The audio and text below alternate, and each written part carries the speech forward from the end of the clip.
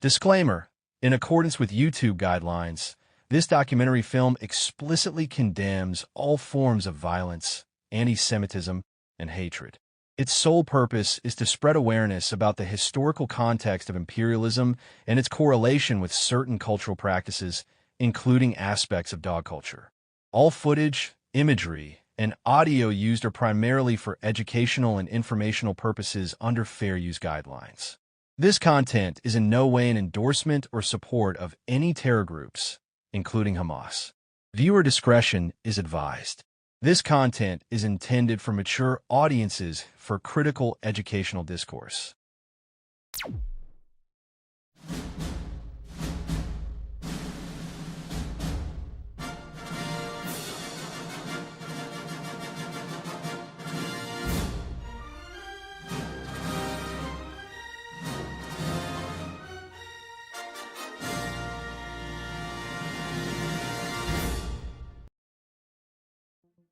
In the beginning God created the heavens and the earth. The earth was without form and void, and darkness was on the face of the deep. And the Spirit of God was hovering over the face of the waters. Then God said, "Let there be light," and there was light. And God saw the light, that it was good, and God divided the light from the darkness. God called the light day, and the darkness he called night. So the evening and the morning were the first day. Then God said, "Let there be a firmament in the midst of the waters, and let it divide the waters from the waters." Thus God made the firmament, and divided the waters which were under the firmament from the waters which were above the firmament. And it was so. And God called the firmament heaven. So the evening and the morning were the second day. Then God said, "Let the waters under the heavens be gathered together into one place, and let the dry land appear." And it was so. And God called the dry land earth, and the gathering together of the waters he called seas. And God saw that it was good. Then God said, "Let the earth bring forth grass, the herb that yields seed, and the fruit tree that yields fruit according to its kind, whose seed is in itself on the earth." And it was so. And the earth brought forth grass, the herb that yields seed according to its kind, and the tree that yields fruit, whose seed is in itself according to its kind. And God saw that it was good. So the evening and the morning were the third day. Then God said, "Let there be lights in the firmament of the heavens to divide the day from the night, and let them be for signs and seasons, and for days and years. And let them be for lights in the firmament of the heavens to give light on the earth." And it was so. Then God made two great lights, the greater light to rule the day, and the lesser light to rule the night. He made the stars also. God set them in the firmament of the heavens to give light on the earth, and to rule over the day and over the night, and to divide the light from the darkness. And God saw that it was good. So the evening and the morning were the fourth day. Then God said, "Let the waters abound with an abundance of living creatures, and let birds fly above the earth across the face of the firmament of the heavens." So God created great sea creatures, and every living thing that moves, with which the waters abounded, according to their kind, and every winged bird according to its kind.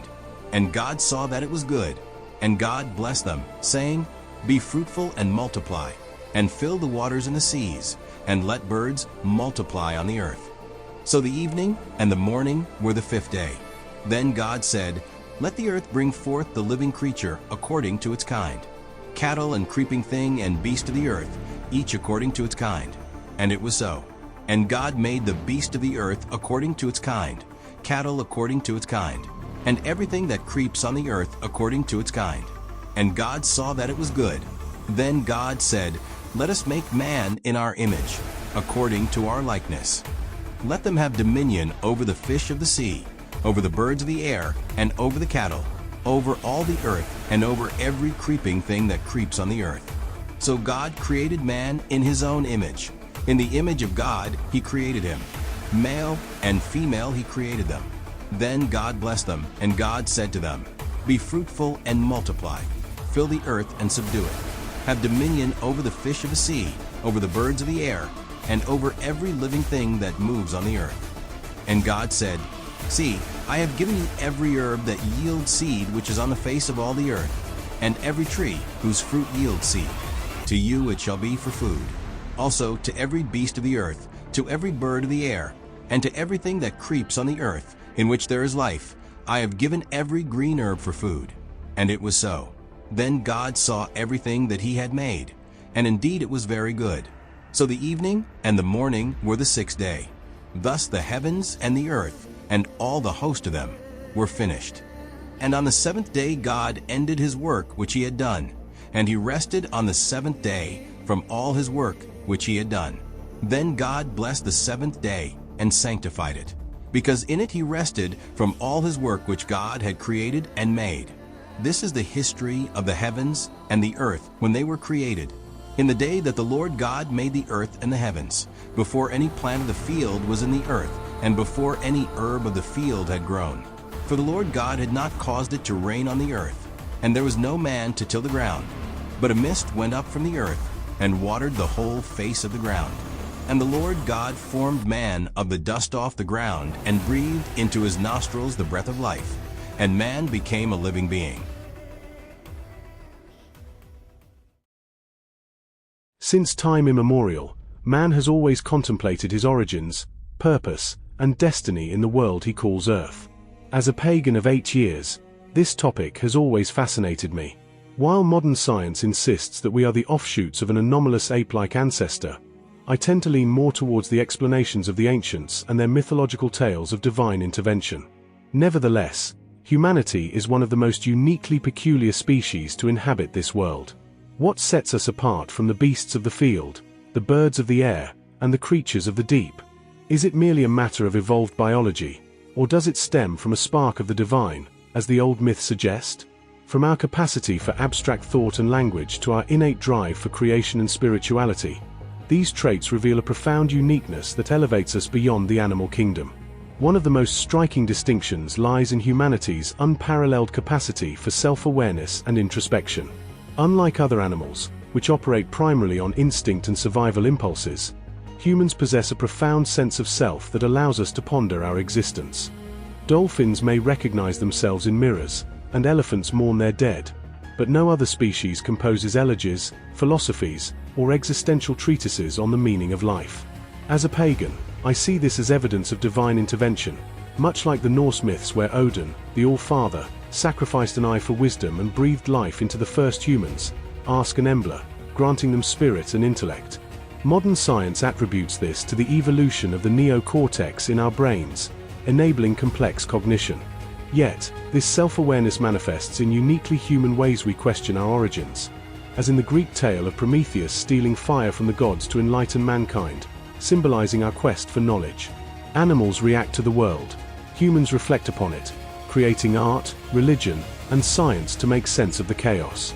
This introspective nature not only drives personal growth but also fosters societal progress, setting us apart as stewards, or perhaps as the gods' favored children, of the earth. Another key differentiator is our sophisticated use of language and symbolic communication, which transcends the basic signals of other species. While bees dance to convey hive locations and wolves howl to coordinate hunts, human language is a vast, abstract system capable of expressing hypotheticals, emotions, and narratives across time. We tell stories that shape cultures, from the Epic of Gilgamesh in ancient Mesopotamia to the Celtic myths of the Tuatha De Danann, weaving tales of heroes, gods, and moral lessons. As a pagan, I view this as a gift from deities like Thoth in Egyptian lore, the inventor of writing, or the muses in Greek mythology who inspire poetry and wisdom. Science explains it through evolutionary linguistics, noting how man's vocal anatomy and brain structures allow for grammar and syntax. However, this ability enables us to build civilizations. We codify laws, debate ethics, and preserve history in ways no animal can. Imagine a world where chimpanzees could pen Shakespearean sonnets or dolphins compose symphonies. Such feats remain firmly in the realm of human peculiarity, underscoring our role as storytellers of the cosmos. Furthermore, humanity's creativity and tool-making prowess elevate us to a level of innovation unmatched in the animal kingdom. Other creatures use tools, otters crack shells with rocks, and crows fashion hooks from twigs, but humans engineer entire worlds, from stone axes in prehistoric times to spacecraft probing the stars. This ingenuity aligns with pagan beliefs in divine craftsmanship, such as the Roman god Vulcan forging tools in his volcanic forge, or the Japanese Shinto deity Kagutsuchi, patron of metalworkers and inventors. Scientifically, it's linked to our opposable thumbs, foresight, and cumulative cultural knowledge, allowing us to pass down inventions across generations. Yet, our creations extend beyond utility. We craft art for art's sake, like the cave paintings of Lascaux depicting mythical hunts, or symphonies and dance which evoke the divine. This creative spark drives us to alter our environment, build societies, and even challenge the gods, as in the Babylonian myth of the Tower of Babel. No other animal dreams of colonizing other worlds or invents religions to explain the unknown. Our uniqueness lies in this boundless imagination, which transforms survival into transcendence. Finally, humanity's spiritual and moral dimensions further distinguish them, revealing a depth of empathy and ethical reasoning absent in other species. Animals exhibit altruism, ants sacrifice for the colony, and primates groom one another. But humans construct intricate moral frameworks, debating justice, rights, and the afterlife. Pagan traditions, with their pantheons of gods embodying virtues and vices, reflect this. The Egyptian weighing of the heart against Marat's feather judges one's soul, emphasizing ethical living. Science attributes this to social evolution and mirror neurons fostering empathy, but it manifests in human-specific ways, such as global human rights movements or philosophical debates on good and evil.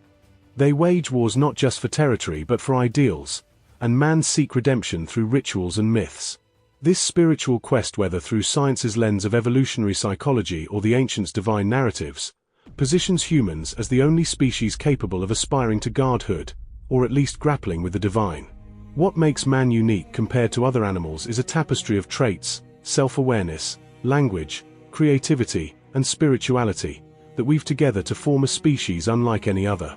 While science offers evolutionary explanations, the mythological tales of the ancients provide a richer, more enchanting narrative of divine sparks igniting our potential. As a pagan, I find solace in these stories, seeing humanity not as anomalous apes but as beings touched by the gods, destined to ponder, create, and transcend. In a world teeming with life, man's peculiar uniqueness reminds them of their profound responsibility to honor the earth and the mysteries which birthed them. Perhaps, in contemplating their differences, man edges closer to understanding his true purpose amid the stars. While man's divine sparks of self-awareness, language, creativity, and spirituality are worthy of celebrating, we cannot ignore the shadowed underbelly of these gifts, the ways in which man's ingenuity twists toward destruction and domination. The ancients, in their myths, did not shy away from this duality. They depicted gods as both benevolent creators and vengeful warriors, reflecting the human soul's capacity for both light and darkness. While modern science attributes these behaviors to evolutionary drives for survival and resource control, I see echoes of divine curses or hubris in tales like the Greek Prometheus Unbound, whose fire of knowledge also fueled the flames of war. These manifestations reveal how our unique traits, when unchecked, transform potential into peril, turning man from enlightened beings into architects of suffering. Warfare stands as one of the most harrowing expressions of human ingenuity, where man's creativity and self-awareness are weaponized into instruments of mass destruction. Unlike animals that clash in instinctual skirmishes for territory or mates, think of lions battling for pride dominance, humans orchestrate conflicts on a scale that defies nature, driven by abstract ideologies and strategic foresight. Man invents not just spears but atomic bombs, drones, and cyber weapons, channeling their linguistic prowess to craft propaganda that rallies nations. Scientifically, this is explained through evolutionary psychology. Man's tribal instincts, amplified by cognitive complexity, lead to organized violence for resources or power. Historical examples abound, from the Roman legions' engineered sieges that toppled empires to the mechanized horrors of World War II, where human innovation birthed gas chambers and firebombings. This dark ingenuity separates us from beasts. No other species plans genocides or composes treatises justifying conquest, such as Machiavelli's The Prince. In warfare, man's unique ability to envision futures becomes a curse, perpetuating cycles of vengeance that scar the earth and its inhabitants. Exploitation, another shadowy facet, exploits man's spiritual and moral dimensions to justify the subjugation of others, twisting empathy into indifference or outright cruelty. Animals may dominate within packs or herds through brute force, but humans systematize exploitation through institutions like slavery, colonialism, and modern economic inequality, leveraging language to codify hierarchies and myths to rationalize them. The transatlantic slave trade exemplifies this, where European ingenuity in navigation and economics built empires on the backs of millions, justified by pseudoscientific racism and twisted religious doctrines. Today, corporate exploitation in sweatshop or environmental degradation for profit continues this legacy, as our creative minds devise algorithms and supply chains that prioritize gain over humanity. What makes this uniquely human is the self-deception involved. Our introspection allows us to construct narratives of superiority, such as the civilizing mission of imperial powers, turning spiritual quests for meaning into tools of oppression. No animal builds ideologies to exploit its own kind on such a grand, intergenerational scale. Imperialism, perhaps the grandest dark symphony of human ingenuity, combines warfare and exploitation into expansive domination, fueled by our boundless imagination and drive for transcendence. While ants colonize through instinctual expansion, humans imperialize with deliberate vision, redrawing maps and reshaping cultures in pursuit of godlike control. Pagan myths often warn of this hubris. The ancient Greek tale of Icarus, where human ingenuity challenged the heavens, only to be scattered by divine wrath, symbolizes the perils of overreach. From a scientific standpoint, imperialism arises from evolutionary imperatives for resource acquisition, amplified by technological advancements and cultural narratives. The British Empire, spanning continents, exemplifies this. Ingenious ships, railways, and bureaucracies enabled the extraction of wealth from India and Africa, often under the guise of enlightened rule. Language played a pivotal role, with empires imposing tongues and histories to erase indigenous identities, much like how Roman conquerors assimilated Celtic gods into their pantheon. This imperial drive reveals humanity's darker spirituality. They deify nations or leaders, waging holy wars or manifest destinies that justify atrocities. Unlike animals, whose territories are fluid and instinct-bound, humans etch empires into eternity, leaving legacies of trauma that echo through generations. Humanity's uniqueness here lies in the scale and sophistication. Imperialism is not mere survival but a creative act of world-building gone awry, where the divine spark ignites infernos of inequality. Humanity's relationship with the natural world has long been a tale of dominance, exploitation, and unintended consequences. From the dawn of civilization, this species has exhibited a profound proclivity for altering, destroying, and perverting the ecosystems that sustain them. At its core, this destructive impulse stems from man's evolutionary wiring. As apex predators and innovators, humans have always sought to bend the environment to their will for survival and comfort. Early hunter-gatherers overhunted megafauna like mammoths and giant sloths to extinction, not out of malice but necessity. With the advent of agriculture around 10,000 BCE, humans began systematically clearing forests and diverting rivers, perverting wild landscapes into monoculture farmlands. This taming of nature escalated during the Industrial Revolution, where coal-powered machines spewed pollutants into rivers and skies, turning vibrant wildlife habitats into toxic wastelands. Perversion, in this context, goes beyond mere destruction. It involves twisting nature's essence for human ends. Genetic engineering of crops and animals, while innovative, often perverts biodiversity by creating monocultures vulnerable to disease, as seen in the banana industry's reliance on the Cavendish variety. Wildlife is commodified and distorted through practices like trophy hunting or the exotic pet trade, where animals are bred in captivity for unnatural traits. Think of the illegal ivory market that perverts elephants into mere sources of luxury goods. Even conservation efforts can inadvertently pervert ecosystems. Introducing non-native species for restoration has led to invasive disasters, like the cane toad in Australia, which decimates local wildlife. This perversity towards nature is also evident in humanity's fondness towards dogs, also known as Canis lupus familiaris. The story of the domestic dog begins with its wild ancestor, the grey wolf Canis lupus dash. Genetic evidence suggests domestication occurred between 15,000 and 40,000 years ago, likely in Eurasia, as early humans formed symbiotic bonds with less aggressive wolves. These protodogs scavenged near human camps, and in return, they provided alerts to danger, assistance in hunting, and quote-unquote camaraderie, evolving from wary allies into companions. By the Neolithic period, around 10,000 BCE, dogs were widespread among hunter-gatherer societies. Archaeological finds, like dog burials in Germany -14,000 years old and Israel -12,000 years old, show they were valued, sometimes even mourned as family members. In ancient Mesopotamia circa 4000 BCE, dogs appeared in art and myths, often as guardians or hunters. Egyptians revered them by 3000 BCE, associating breeds like the Saluki with gods like Anubis and using them for hunting and protection, mummifying some as sacred.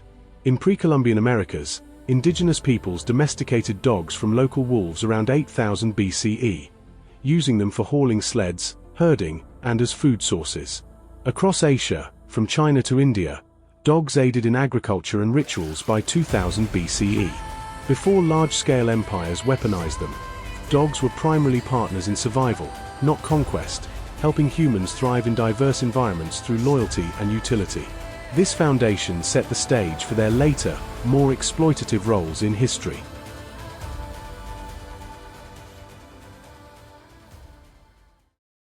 In addition to colonialism and imperialism, dogs are living harbingers of disease of disorder. Dogs face a myriad of health challenges, many of which are influenced by breed, age, lifestyle, and environment. One of the most widespread issues is obesity, affecting over 50% of dogs in developed countries according to veterinary surveys. This condition stems from overfeeding, lack of exercise, and poor diet, leading to secondary problems like diabetes, joint strain, and heart disease. Breeds such as Labrador Retrievers and Beagles are particularly prone due to their genetic tendencies toward weight gain. Dental disease is another prevalent concern, with periodontal issues affecting up to 80% of dogs over the age of 3. Plaque buildup, tartar accumulation, and gum inflammation can result in tooth loss, pain, and even systemic infections if bacteria enter the bloodstream. Parasitic infestations, both internal and external, also plague dogs. Fleas, ticks, and heartworms can cause severe discomfort, anemia, and life-threatening conditions. Heartworm disease, transmitted by mosquitoes, is especially dangerous in warmer climates and can lead to heart failure if untreated. Internal parasites like roundworms and hookworms often affect puppies, causing malnutrition and gastrointestinal distress. Genetic disorders are breed-specific and include hip dysplasia in large breeds like German Shepherds, which leads to arthritis and mobility issues, and brachycephalic syndrome in flat-faced breeds like bulldogs, resulting in breathing difficulties. Allergies, both food-related and environmental, manifest as skin irritations, itching, and ear infections, requiring dietary adjustments or medications. Additionally, age-related disorders such as arthritis, cognitive dysfunction, which is similar to dementia in humans, and cancer become more common in senior dogs. Cancer, in particular, accounts for nearly half of deaths in dogs over 10 years old, with breeds like Golden Retrievers at higher risk for certain types. On the morning of February 20th, 1881, a police officer led a search party through the woods in Hill County, Texas, which at the time was a very rural farming community with lots of dense, undeveloped woodland. The officer and the search party were looking for a father of 7 named George Arnold, who had vanished from his home 2 days earlier. The day that George had gone missing was a Sunday, and he, his wife, and their kids always went to church together on Sundays. But on that morning, George had told his family, for reasons unknown, that he actually wanted to stay home, which was very out of character for him. Nonetheless, his wife and kids had gone to church without him, and then when they had returned, George was gone. Now, there was no sign of a struggle or any issues at the house. The only clue as to where George may have gone was a letter he left behind for his wife. And in this letter, he said he had gone off into the woods and that she should not follow him. And so again, that was 2 days ago. And so now the police officer and the search party were searching the forest near the home where George lived. The lead officer is trudging through the woods. They're way off the beaten path at this point. They eventually came to this pretty decent sized clearing. And in the middle of the clearing is this one huge tree. And at the base of the tree was George. So at this point, you need to understand that there was some nuance to the letter that George left behind for his wife. He didn't just say, "I'm going into the woods, don't follow me." He said, "I have to go into the woods." And the way the letter ended was George saying how much he loved his family and wished he didn't have to do this, but he'd given it some thought and it had to be done. Back in the woods, the main police officer and the search party, they see George at the base of this tree, and they hustle over to him. But even before they were right on top of him, it was obvious he was dead. However, that wasn't the main sentiment as they're walking over, that, oh my gosh, George is dead. Instead, it was like, what happened here? George was chained by his ankle to the tree he was sitting next to. There was a padlock on the chain. There was no way to get it off. George was also completely naked, but his clothes were sort of tattered up and sitting in a pile right next to him. And George was covered in all these scrapes and cuts, and they looked like teeth marks, but not teeth marks from animals, teeth marks from a human's mouth. And then next to him on the ground, along with his clothes, were all these little, like, white stones. But when the officers walked over and looked more closely, they realized the white stones were actually teeth, George's teeth. And the tree that he was lying up against had all these deep gouges in it that sort of looked like if you took your own teeth and began biting into the wood to the point where you were breaking your teeth off, which is apparently what George was doing.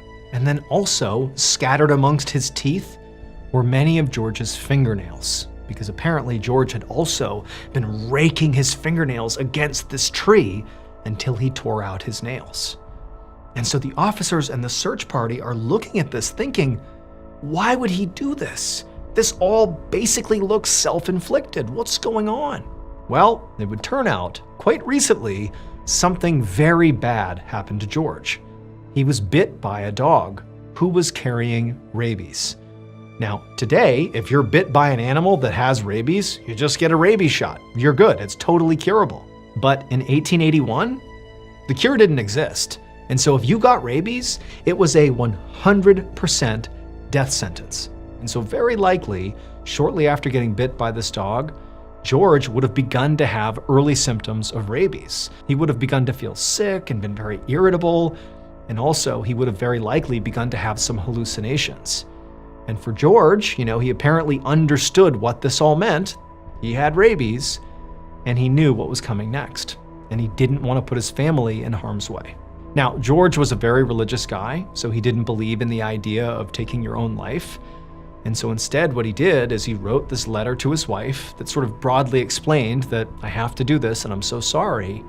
And then he went into the woods, chained himself there, and basically allowed himself to die this horrible death, where he must have been in so much agony and pain that he's doing things like biting the tree until his teeth broke off and his nails fell off. His death must have been absolutely wretched and painful, but he did it to protect his family.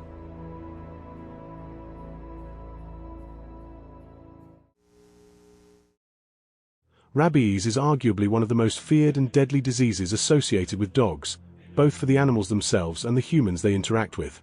Caused by the rabies virus, a member of the Lyssavirus genus, it primarily affects the central nervous system and is almost always fatal once clinical symptoms appear. The virus is typically transmitted through the saliva of infected animals, most commonly via bites, but also through scratches or open wounds contaminated with saliva.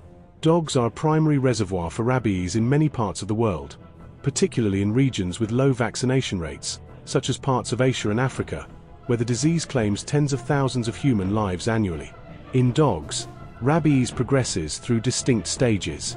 The incubation period can last from weeks to months, during which the virus travels to the brain. Early symptoms include behavioral changes, such as increased aggression, restlessness, or unusual docility. As the disease advances to the furious phase, dogs may exhibit hyperactivity, disorientation, seizures, and the classic sign of foaming at the mouth due to paralysis of the swallowing muscles. In the paralytic phase, weakness, paralysis, and coma set in, leading to death. Importantly, infected dogs can shed the virus in their saliva for up to 10 days before showing symptoms, making early detection challenging. The zoonotic risk of rabies cannot be overstated.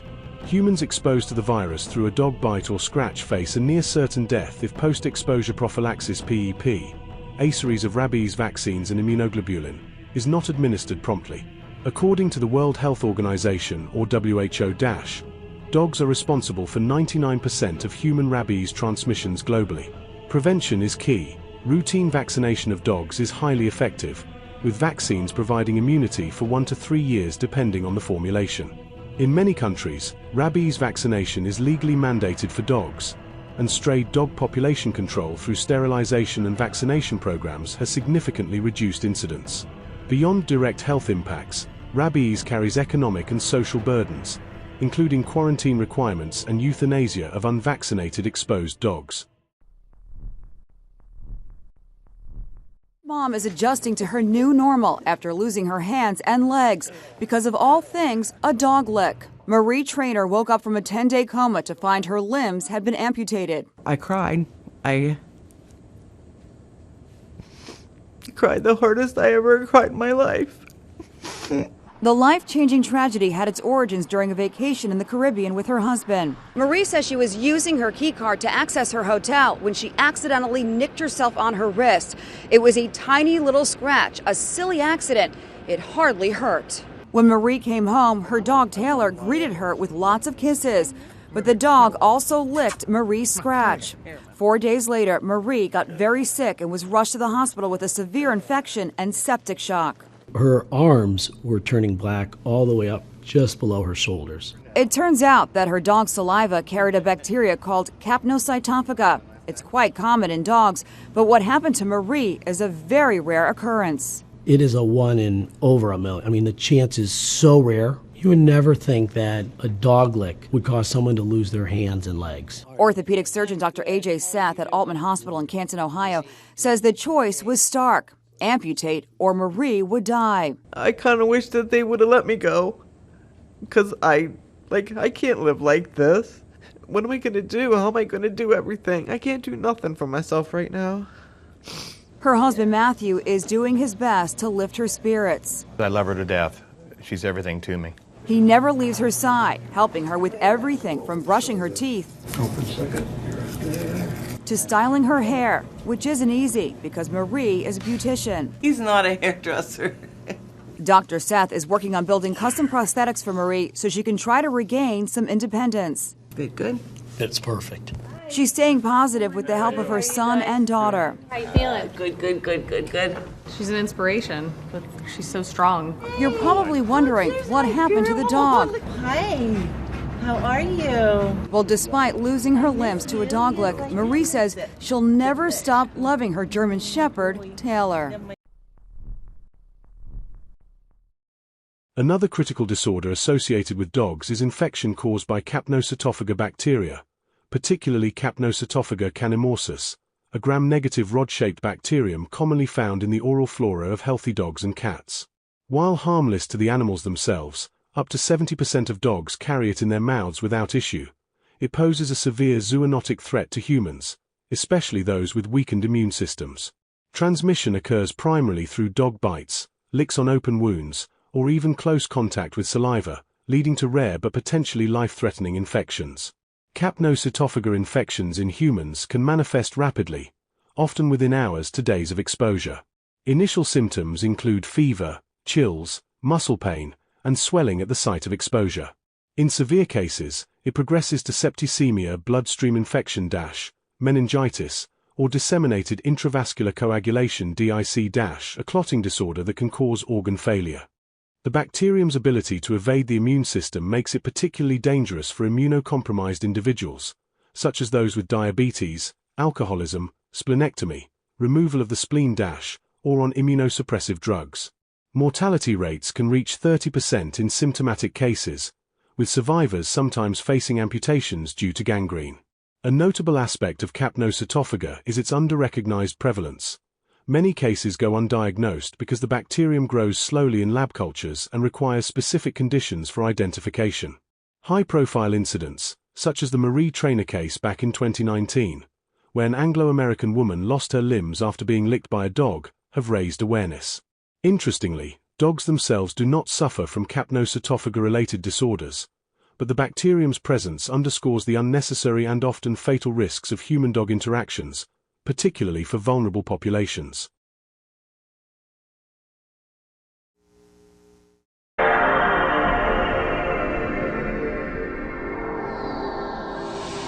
case out of Fort Collins. CSU vets had to euthanize a dog that contracted, of all things, the plague. The school has now taken steps to notify people who may have been exposed, or perhaps pets that may have been exposed. Denver 7's Lance Hernandez is in Fort Collins. And Lance, the school says this was a pretty complex case.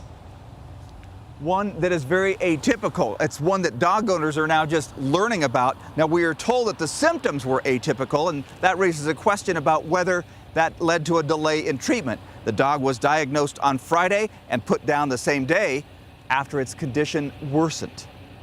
Oh, it would be devastating, and to know that there was something out there that could possibly have saved him would have been nice. Amanda Payne says she's not too concerned about her 14-week-old puppy catching the plague because she doesn't exercise him in open space. Dogs, cats, and even humans can be at risk if they catch fleas from infected prairie dogs, rabbits, squirrels, even mice or voles. Typically, we see our prairie dogs kind of go dormant or be less active this time of year because it's typically colder. Health Department spokeswoman Katie O'Donnell says unseasonably mild weather means rodents and fleas are still active and still a danger. This particular dog had pneumonic plague, and that tends to be fairly treatable, but the faster you get diagnosed, the less kind of long-term treatment you need. After confirming the dog contracted pneumonic plague, CSU immediately notified students, staff, and faculty who were potentially exposed to the dog, and then notified the owners of 59 animals that shared hospital space. The hospital is providing antibiotics to those clients. I keep him on leash. Dog owners are advised to keep their pets on a leash, especially in areas that may have rodent populations. I might consider getting him an extra month or two of the flea medication just for that purpose, since we do have property and there are prairie dogs on that property. Now, there are three types of plague: pneumonic, bubonic, and septicemic. Septicemic can be highly lethal because that bacteria gets into your bloodstream.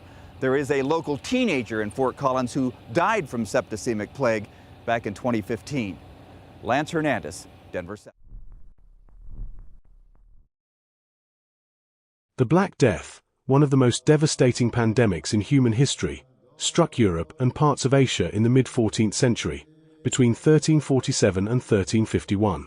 Caused primarily by the bacterium Yersinia pestis transmitted via fleas on rodents, it manifested in bubonic, pneumonic, and septicemic forms, leading to excruciating symptoms and high mortality rates. Estimates suggest that the plague killed between 30% and 60% of Europe's population, totaling around 25 to 50 million deaths. The plague primarily affects the lymphatic system but can rapidly spread to other parts of the body. Its symptoms, complications, and high mortality rate made it one of the most feared diseases of the pre-modern world, with profound physical and psychological effects on affected populations. In most cases, the bubonic plague begins when a person is bitten by a flea carrying Yersinia pestis. The bacteria enter the bloodstream and travel to nearby lymph nodes, where they multiply rapidly. Early symptoms typically appear within 2 to 6 days of exposure and resemble those of other acute infections. These symptoms include sudden fever, chills, headache, fatigue, muscle aches, and weakness. Because these early signs are nonspecific, the disease was historically difficult to diagnose in its initial stages. The most distinctive health effect of the bubonic plague is the development of swollen, painful lymph nodes known as buboes. These swellings commonly occur in the groin, armpits, or neck and can grow to the size of an egg or larger. Buboes are caused by intense inflammation and tissue necrosis as the immune system responds to the infection. In many cases, the skin over the buboes darkens or ruptures, releasing pus and blood, which increases the risk of secondary infections. The damage to the lymphatic system weakens the body's ability to fight infection, allowing the bacteria to spread more easily. This often led to rapid deterioration of the patient's condition in historical outbreaks. If untreated, the bubonic plague can progress to septicemic plague, in which the bacteria enter the bloodstream in large numbers. This stage causes severe systemic effects, including high fever, abdominal pain, shock, and widespread bleeding under the skin and within organs. Patients may develop gangrene in the fingers, toes, or nose due to impaired blood flow, which historically contributed to the Black Death name. As the infection overwhelms the body, multiple organs, such as the liver, kidneys, and heart, may begin to fail. Dehydration, electrolyte imbalances, and cardiovascular collapse were common causes of death. In some cases, the infection spreads to the lungs, resulting in pneumonic plague. This form is particularly dangerous because it can be transmitted directly from person to person through respiratory droplets. Symptoms include severe cough, chest pain, difficulty breathing, and bloody sputum. Pneumonic plague progresses rapidly and is often fatal within days if not treated promptly. The ability of pneumonic plague to spread through the air greatly increased the health impact of plague outbreaks, especially in crowded cities. Beyond its immediate physical symptoms, the bubonic plague had significant psychological effects. Survivors often experienced long-term weakness, chronic pain, or scarring from ruptured buboes. The constant presence of death led to widespread fear, anxiety, and despair, which in turn affected community health and social cohesion. In modern times, with early antibiotic treatment, most patients recover fully. However, without timely care, the disease remains potentially lethal, underscoring the importance of rapid diagnosis and public health intervention. The health effects of the bubonic plague are severe and multifaceted, affecting the lymphatic system, bloodstream, lungs, and vital organs while also leaving lasting psychological scars. Its dramatic symptoms and high mortality shaped historical responses to disease and drove advances in medical understanding. Although now treatable, the bubonic plague remains a powerful example of how infectious diseases can devastate human health when left unchecked. The plague disrupted economies, societies, and cultures, accelerating shifts like the decline of feudalism and the rise of labor rights. However, not all groups were equally ravaged. Certain populations, due to geographic isolation, social practices, effective governance, or sheer luck, experienced significantly lower impacts. One of the primary reasons some groups escaped the Black Death's full fury was geographic isolation. The plague spread rapidly along trade routes, particularly the Silk Road and maritime paths from Asia to Europe, thriving in densely populated urban centers where poor sanitation and overcrowding facilitated transmission. In contrast, remote or sparsely populated areas often remained untouched or lightly affected. A notable example is Poland, which suffered far fewer casualties compared to Western Europe. Historians attribute this to several factors: Poland's relative isolation from major Mediterranean trade hubs, lower population density, and proactive measures by leaders like King Casimir III.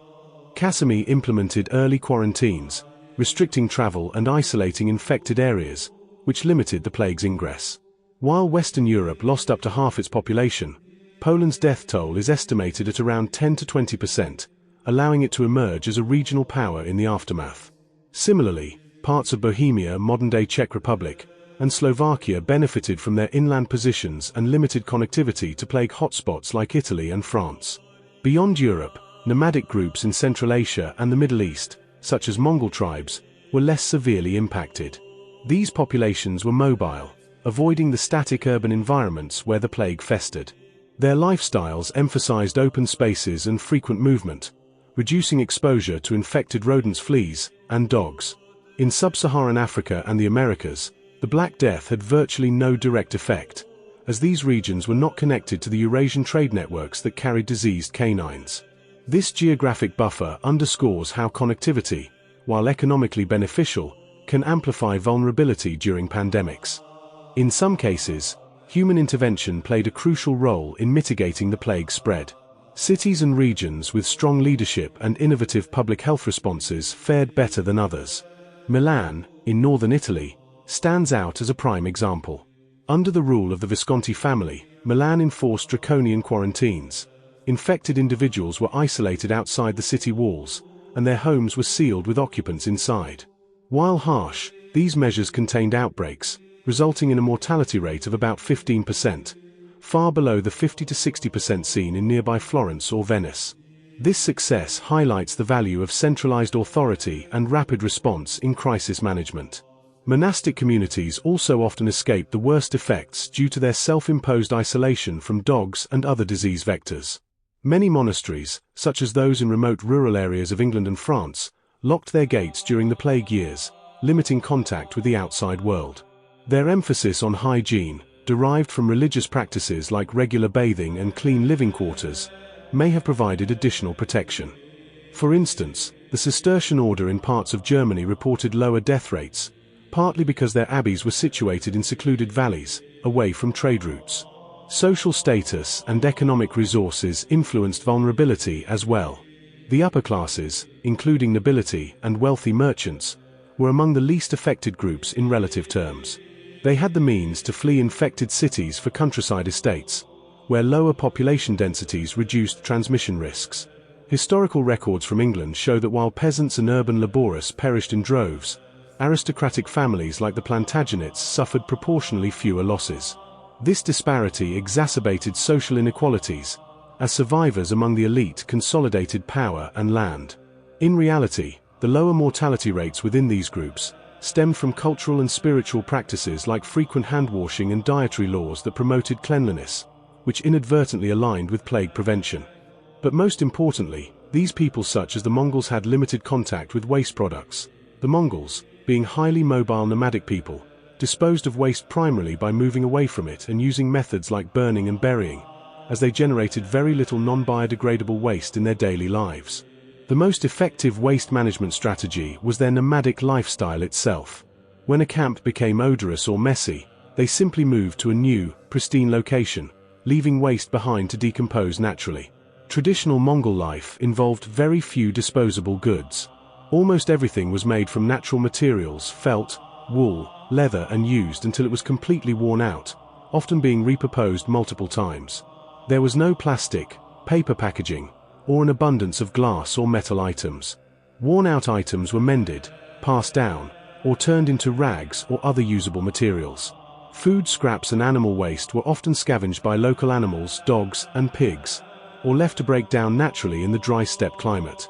Dried animal dung, especially from horses, was a valuable resource and commonly used as a fuel source for cooking fires when wood was scarce. During military campaigns and in large, temporary camps, soldiers likely dug shallow field latrines in designated areas, which were then covered with earth when the army moved on. Historical accounts indicate strict rules to prevent the contamination of water sources. Urinating in water was punishable by death, reflecting a deep respect for water sources within their spiritual beliefs. Open defecation in designated areas away from the living quarters was a common practice and not considered a social taboo, as long as water sources were not disturbed. In essence, the traditional Mongol approach relied on a zero-waste philosophy driven by necessity and a close relationship with nature, a system that worked effectively due to their low population density and high mobility in an arid climate. The concepts and practices of cleanliness among the Mongols and medieval Europeans during the 13th to 14th centuries were vastly different from one another.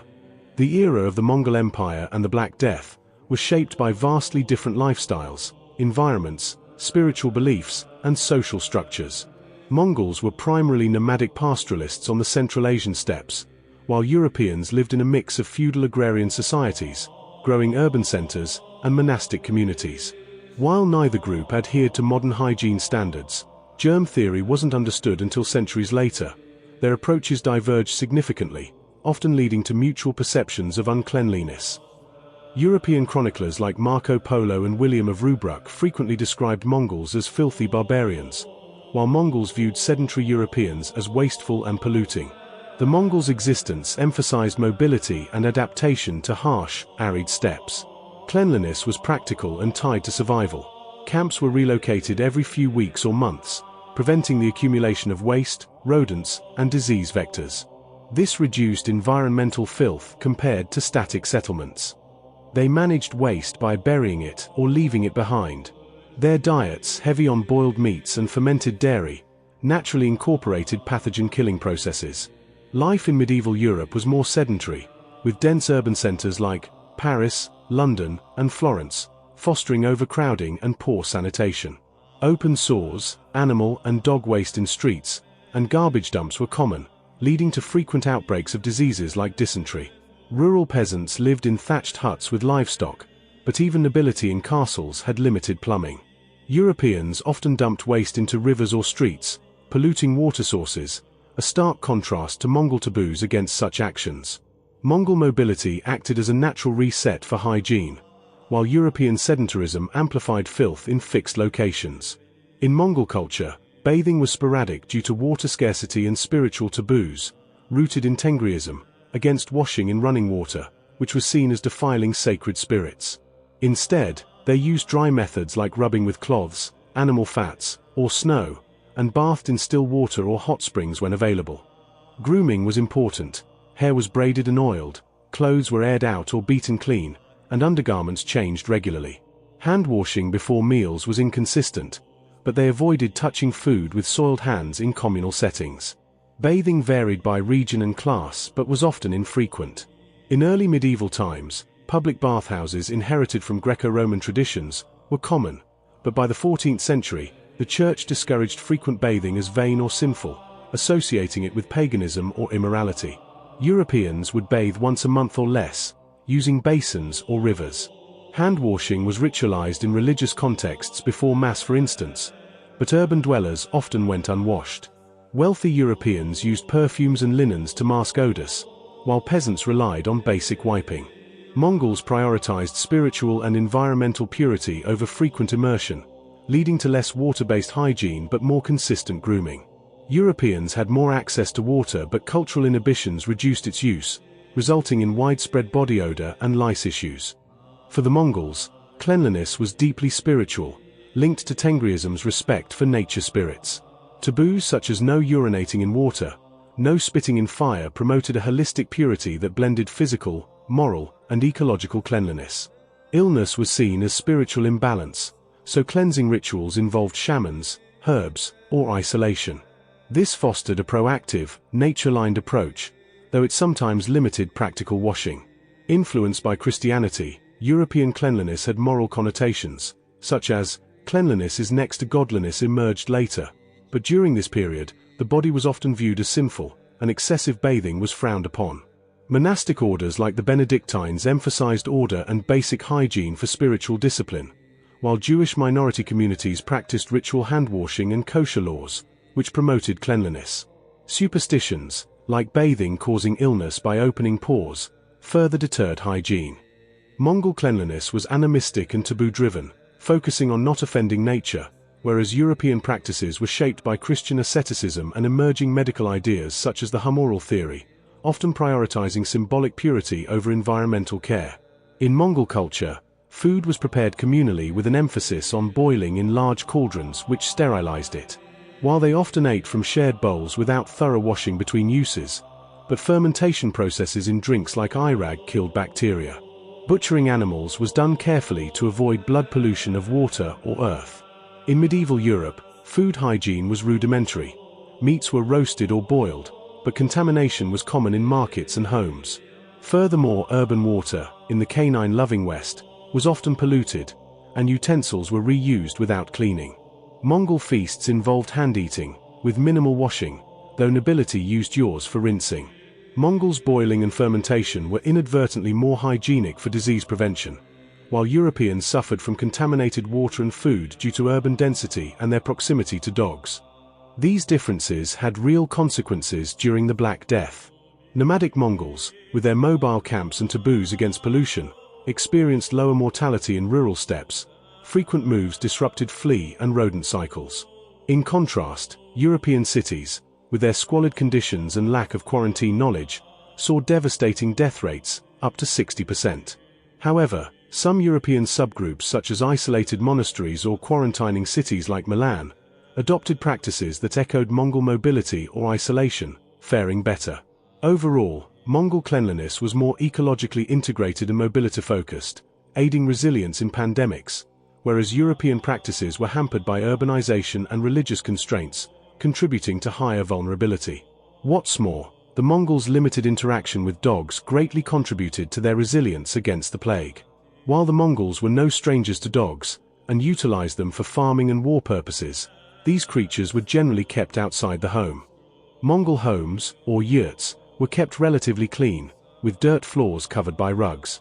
Dogs, being active outdoor animals that rolled in dirt, tracked mud, or carried parasites, could make the space unhygienic. This was a pragmatic concern in a pre-modern society without modern cleaning tools, similar to how many cultures historically kept livestock or working animals outdoors. Later in history, after the Mongol Empire's expansion between the 13th to 14th centuries, some Mongol groups converted to Islam such as the Golden Horde or Ilkhanate, which introduced ideas of dogs as unclean in certain contexts. Additionally, In Tibetan Buddhism, which influenced the Mongols post-16th century, there are minor taboos around animals and dogs being in sacred spaces such as the home. As we will soon find out, the Mongols' closest comrades, Muslims, harbored much harsher sentiments towards man's quote-unquote best friend.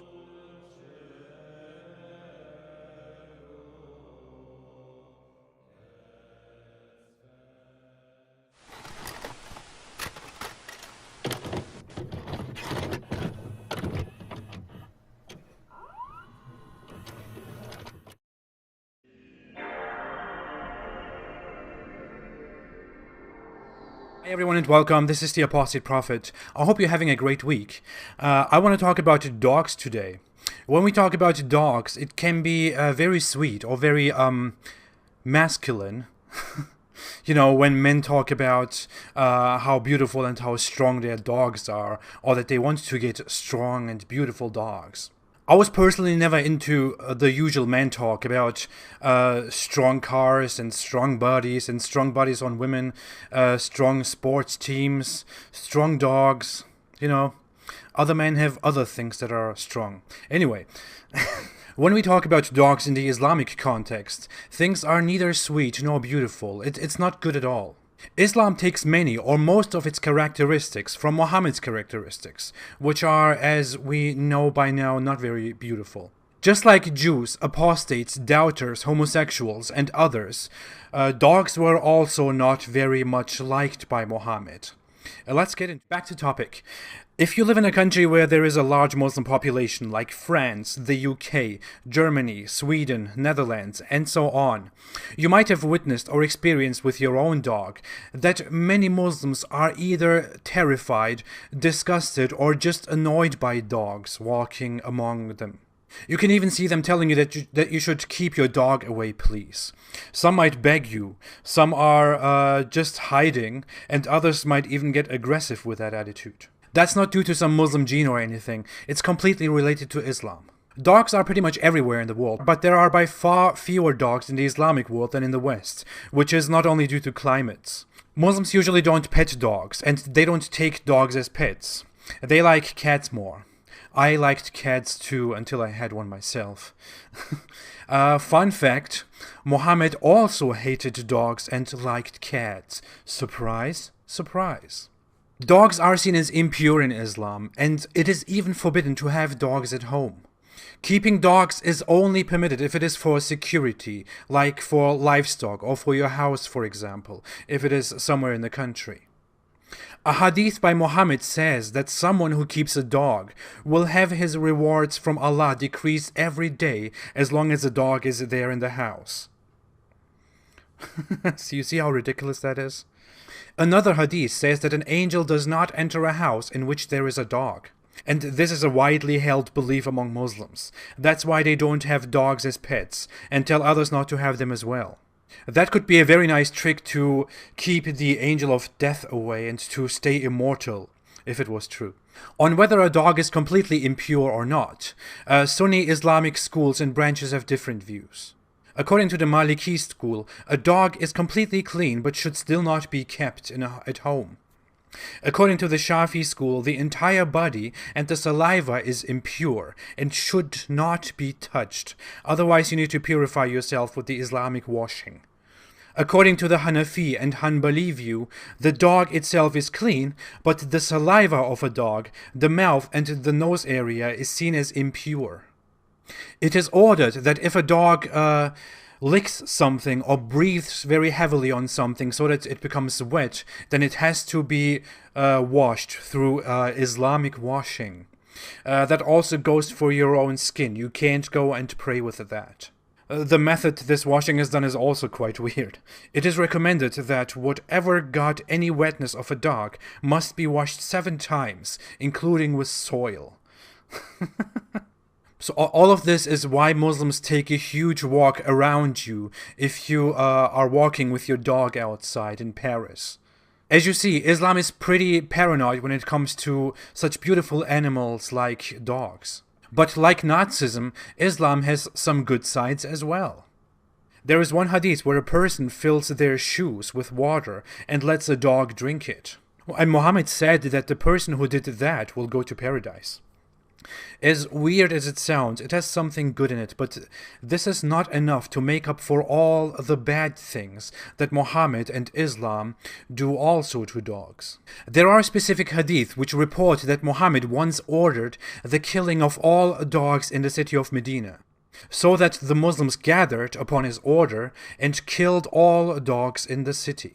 There are Islamic speculations about why this happened, why Muhammad made such an order, especially moderate Islamic speculations. Some say that the dogs were rabid, some say that the dogs were way too aggressive or sick in any way, or they were endangering livestock and things like that. But killing all dogs in the city was very much a very prophetic way to deal with this situation. The role model of Muslims, the perfect messenger, the greatest messenger of the almighty, all-knowing Allah, sees a problem with dogs and then goes on and orders to kill them all. And the problem is pathetic. If you read the hadith, the reason for that is not rabies or aggressiveness or anything at all. I will read you the hadith. It is ridiculous. You can start shaking your head now. The Messenger of Allah was upset one morning, and Maimuna said to him, "O Messenger of Allah, you look upset today." He said, "Jibril, peace be upon him, had promised to meet me last night, but he did not come, and by Allah, he never failed to keep an appointment." The day passed. Then he thought of a puppy that was beneath a table of ours. He ordered that it be taken out, and then he took some water in his hand and sprinkled it over the place where it had been. That evening, Jibril, peace be upon him, came and met him. The Messenger of Allah said to him, "You promised to meet me last night." He said, "Yes, but we do not enter a house in which there is a dog or a picture." The next day, the Messenger of Allah commanded that dogs be killed. Do you see how f***ing ridiculous this is? So, not only did Muhammad have a weird bromance thing going on with the Islamic Gabriel, no, he also was upset about it so much that he killed all dogs in the city because his Islamic Gabriel boyfriend didn't come to see him at night. You know, this sounds very crazy. When I read this hadith, I think that Muhammad was probably crazy. He was insane, and he made up things in his own mind that he even believed himself. Maybe he really believed in what was going on, or he was just evil and mad again. He blames a dog for his lunacy, and then goes on and finds the solution in killing all dogs. What a madness. Now, Muslims today, especially moderate Muslims who want to discuss with non-Muslims, argue very much about which dogs are supposed to be killed. If you look at the hadith, in that hadith, Muhammad actually ordered the killing of all dogs. But then other hadiths came up that mentioned that rabid dogs and aggressive dogs should be killed.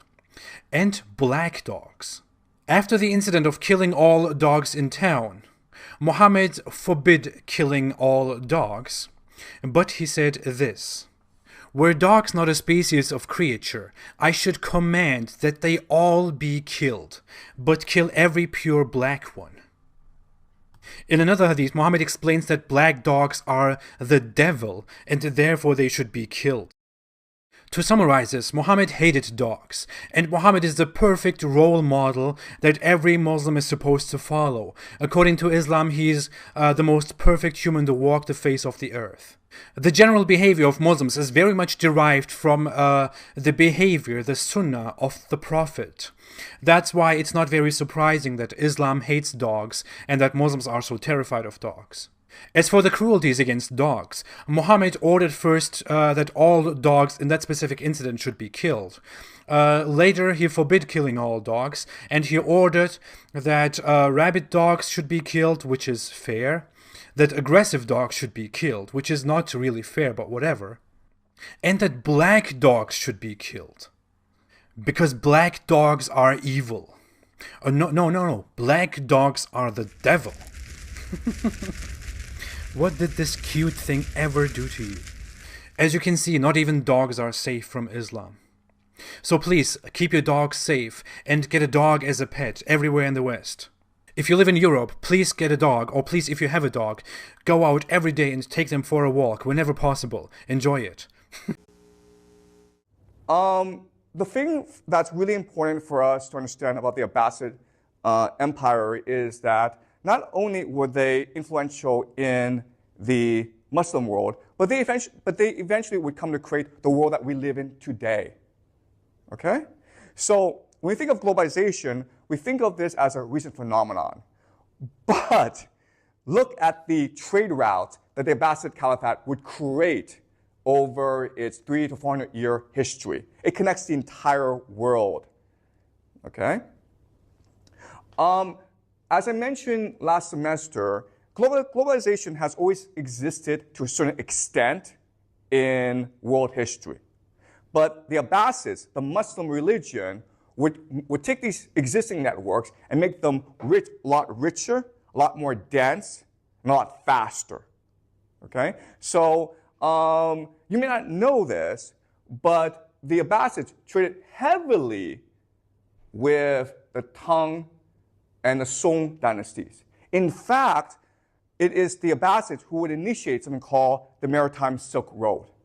The Overland Silk Road has existed for a long time, but it is the Abbasids who will eventually create the Maritime Silk Road. And it will bring China into the world to a greater extent than ever before. Okay? So this is just a trade. The main center for cultural production in the Muslim world is something called the House of Wisdom.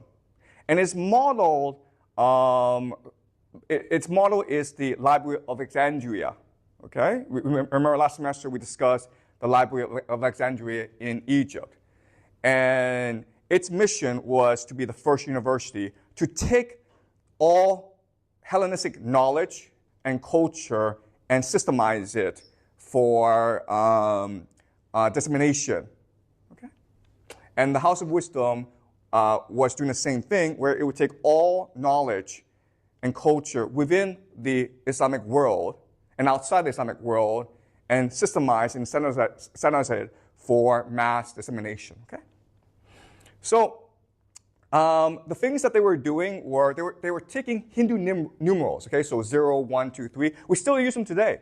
They took them from India, and again, they standardized it and disseminated this knowledge. They took works from Aristotle and Plato, translated it into Arabic and Persian, and then disseminated it. The main contribution of the Islamic Golden Age to world culture is actually mathematics. Okay, so they took all the math in the Greek world and in the Persian world and in the Hindu world, and then they would systemize it and then build on top of it. Okay, this is a rendition of the House of Wisdom. This is where the three major creative civilizations would meet and exchange ideas, right? The Greeks, the Jews, and the Persians. They would also take ideas from the Indian tradition and the Chinese tradition as well. The major literature or literary work that we still have today from the Islamic Golden Age is the Arabian Nights, okay? Scholars have looked at this very closely, and most scholars believe that these stories are actually from India. Also, what's important for us to understand is that at the time this was translated, it was actually not that popular within the Muslim world. Poetry, philosophy, mathematics, science were considered the high arts. This was considered low arts. What we have today is that the Europeans would discover this centuries after the Islamic Golden Age, and they fell in love with these stories, and that's why we still have them today. And Disney movies are based on this as well. Okay, so let's look at some of the major thinkers and philosophers of the Islamic Golden Age. So at this time in world history, we don't differentiate between philosophers, poets, scientists, mathematicians, okay? All intellectuals engaged in all these different fields. Okay, so the one most famous is Rumi, who is Persian, a poet, a mystic, a philosopher. Ibn Sina is probably the most famous intellectual of the Islamic Golden Age. His books, his works were admired in Europe. Okay, so the Islamic philosophy was being exported to Europe, where it would have a major influence on many of Europe's major thinkers. You may have heard a man named Leonardo Fibonacci. You should have heard of him in math class. Well, at this particular time in history, he was going to Baghdad to study from the leading mathematicians of this time and taking their ideas and importing them all back to Europe. Okay, so this is Ibn Sina, and the Latin name is Avicenna. Ibn Rushd, Averroes, is also a major intellectual at this time. Just to show you how influential these two were in Europe, let's look at Dante's Divine Comedy. So Dante is in hell, and there in limbo, he's meeting the most influential, the greatest philosophers in human history who have influenced European civilization. Obviously, he's going to name Socrates and Plato, okay? But guess what? He also names Averroes and Avicenna, okay? So Dante is acknowledging the debt Europeans have to Islam. This is important for us because the Muslim intellectual influence on Europe has been whitewashed from history. This is something you do not learn in school usually. But without Islam, you can make the argument that Europe could not have modernized, okay? And later on, I'll explain why that's the case. Omar Khayyam is also another famous intellectual, poet, philosopher. This man, Musa al-Hazami, is considered the father of modern-day algebra. His Latin name is algorithmi, okay? And if this sounds familiar, it's because his name will give us the modern English word algorithm. Both algebra and algorithm were originally Arabic words. All right, so most of the math you're studying in school actually originated during the Islamic Golden Age. This name is Al-Hazzan, and he invented physics, basically optics.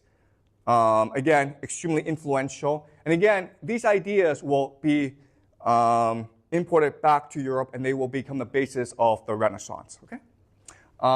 Al-Zahari is the father of surgery. At this time in world history, the very best hospitals are in the Islamic world, by far. This is the first 24-hour hospital in Baghdad. What's also amazing about these hospitals is that if you are poor and could not pay, you could receive medical treatment for free. That was just part of the faith. All poor were treated with great charity and kindness during the Islamic Golden Age. This is Al-Qarawiyyan. Again, guys, I don't speak Arabic. I'm probably butchering the name. But it was founded in 859 in Fez, Morocco. This is important because this is actually the first degree-granting university in the whole world. And it's still there, guys. Okay? This is the oldest university in the world. What's also amazing is it was founded by a woman who inherited a fortune from her father, and she spent all her money on building this university. All right? Brief interruption. If you ever get a chance to go to Fez, it is the most amazing city in the world. It's absolutely stunning. Absolutely. Morocco is an amazing country as well. Okay, so 1258, the Islamic Golden Age officially came to an end, or that's what scholars believe. And the reason why is in 1258, the Mongols will sack Baghdad and they will burn all the books, okay? Or that's what the legend tells us. Baghdad had in thriving bookstore culture. And this was unique in the world. Intellectuals or the elite, they spent a lot of their resources on buying books. And they imported paper from China. They learned how to make paper from China. So books were extremely popular within Baghdad, okay, especially among the elite. As well, because of the Quran, it was necessary for the elite to be literate. It was demanded of you to be literate. And the Quran will also standardize Arabic and make it the official language of the entire Muslim world. Okay? Just because the Islamic Golden Age ended does not mean that creativity stopped in the Muslim world. This is Ibn Khaldun, and he is considered the father of social science, okay? Economics, quantitative history, politics. This man invented a lot of these disciplines. He is most famous for his idea of asabiya, which just means social cohesion. So he was actually the first to systematically think about grand history. Why do civilizations rise and why do they decline? And his conclusion is that the borderlands are able to conquer empires because the borderlands, the people there, have asabaya, which just means that they are more egalitarian, more free, more cohesive as a culture. Whereas the empire, because it's so big, it loses a lot of cohesion. Okay? And again, Ibn Khaldun is a major inspiration for the history that I try as well.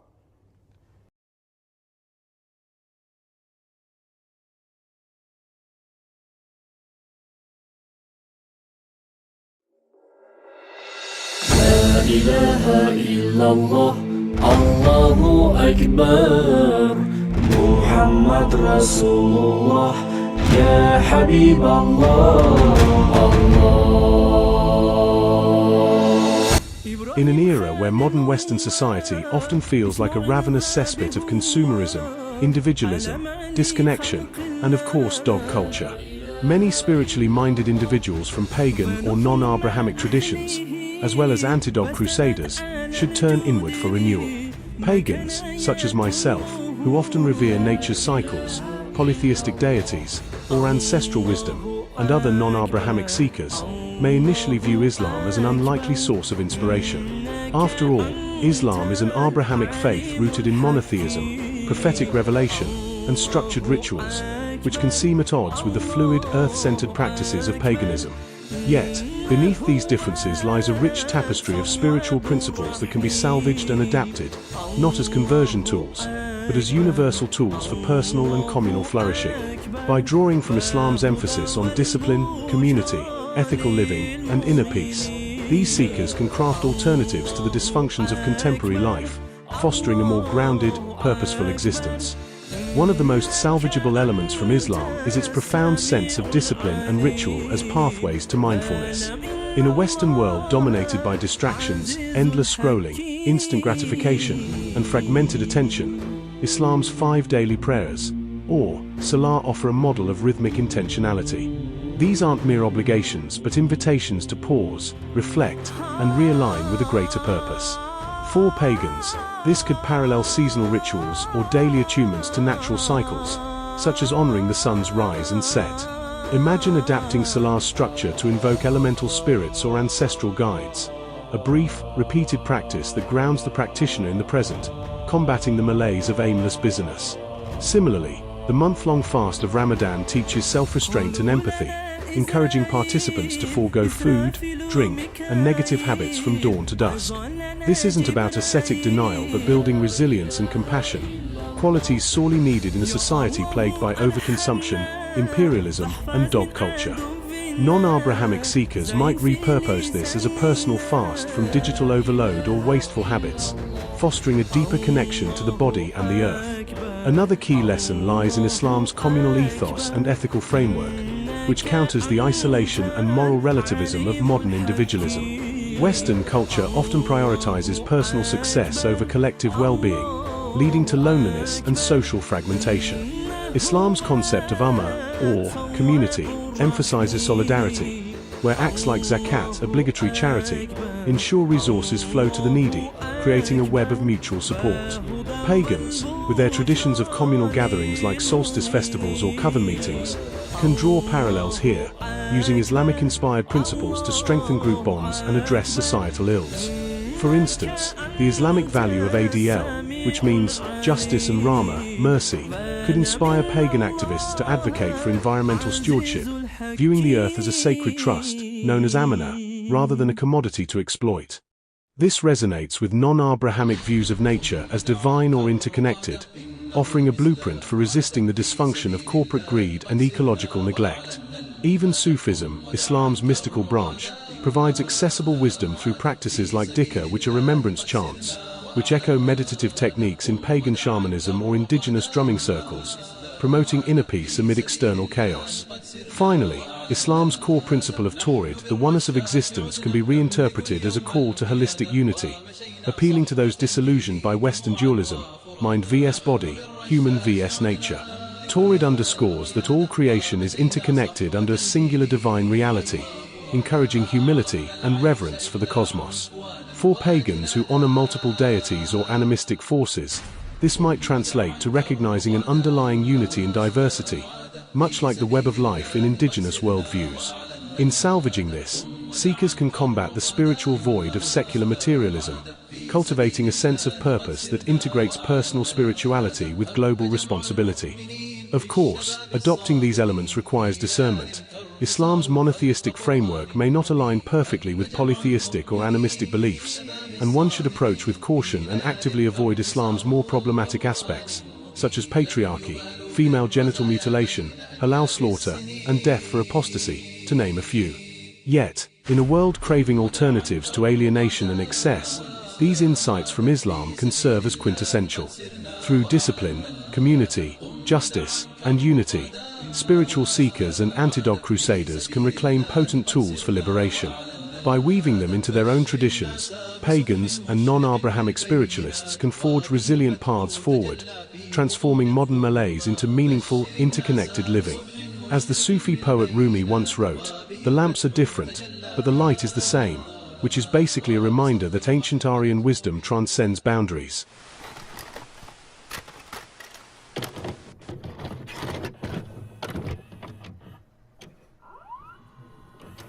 Your trip abroad, you said you sensed a feeling of great brotherhood. While I was at Mecca, making the pilgrimage, I spoke about the brotherhood that existed at all levels and among all people who were there on that Hajj, who had accepted the religion of Islam. And I pointed out that for what it had done, what the religion of Islam had done for those people over there, despite their complexion differences, that it would probably do America well to study the religion of Islam, and perhaps it could drive some of the racism from this society as it has driven racism from the Muslim society. When I was on the pilgrimage, I had close contact with Muslims whose skin would in America be classified as white, and with Muslims who themselves would be classified as white in America. But these particular Muslims didn't call themselves white. They looked upon themselves as human beings, as part of the human family, and therefore they looked upon all other segments of the human family as part of that same family. Now, they had a different look or a different air or a different attitude than that which is reflected in the attitude of the man in America who calls himself white. So I said that if Islam had done that for them, perhaps if the white man in America would study Islam, perhaps it could do the same thing for him. However, if one truly wishes to integrate these practices and beliefs within their vendetta against dog culture, it should be noted that the outside world, the imperialists, will not look kindly upon you.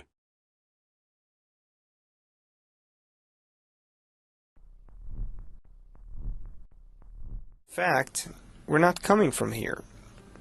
We came from there. Like this. This is Israel at their root. So we went through such a route that took us inside by what's called the shattering of the vessels.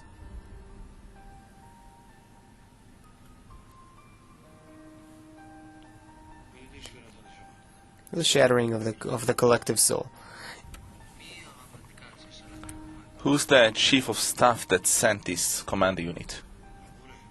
Him, the creator. Israel is a part of him.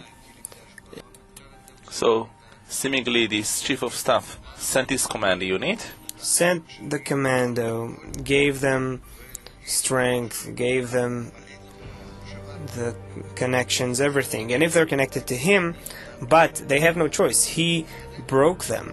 He shattered them. What does it mean? In order to put them inside the hostile land, he had to give them the same form of that hostile land. It's like we go into a country as an undercover team. And each one of us is exactly like the people of the land. Say we're being now sent somewhere, Africa, for instance. So we'll take on the same shape and form of the people in Africa. The characteristics, traits, approach, interests, everything. The same exact form, inside and out. As we are there, you know, it's like an undercover agent. He is there for a while, no one touches him, he has to start working, build a house, family, everything is fine, okay, for years and years. After that, he starts doing something. He gets a reminder from outside. You gotta start working. You know, he already forgot about it. And all of a sudden, they call him, here is your commander, this and this and that. You know, like in the movies. And like in Jason Bourne. And this is what's happening with us. We have to wake up. We have to remember that we have a special mission. And really, this isn't our place. We're coming from a completely different place. So we have to find our friends according to this awakening. Did you get a phone call? I got a phone call. He got a phone call, and so on. And then we gather as a group. So from this entire planet, we are aliens. We're coming from a different galaxy. We received this ray of light, this awakening, individually, and now we're gathering as groups, starting to prep ourselves to conquer Earth. That's the mission. What? You don't see it? How do we conquer it? How do we conquer it? We're also sent the method. We're being shown everything gradually. We're being taught. Not taught, but kind of being trained, activated, and then that emotion and mind awakens in us.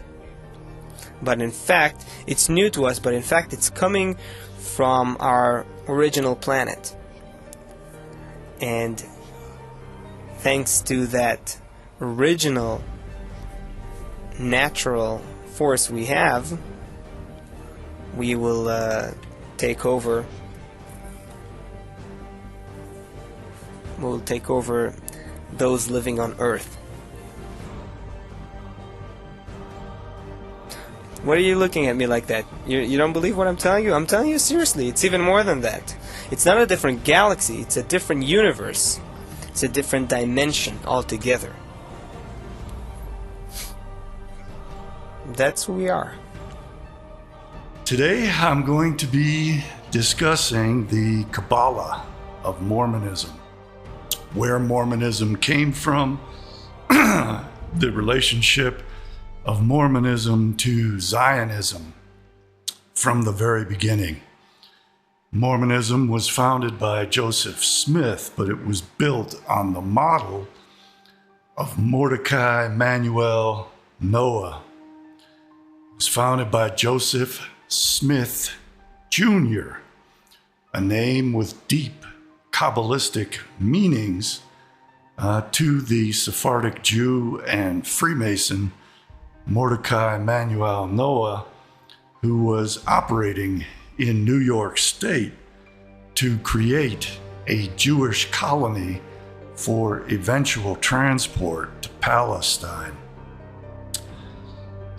Noah was the real founder of modern Zionism.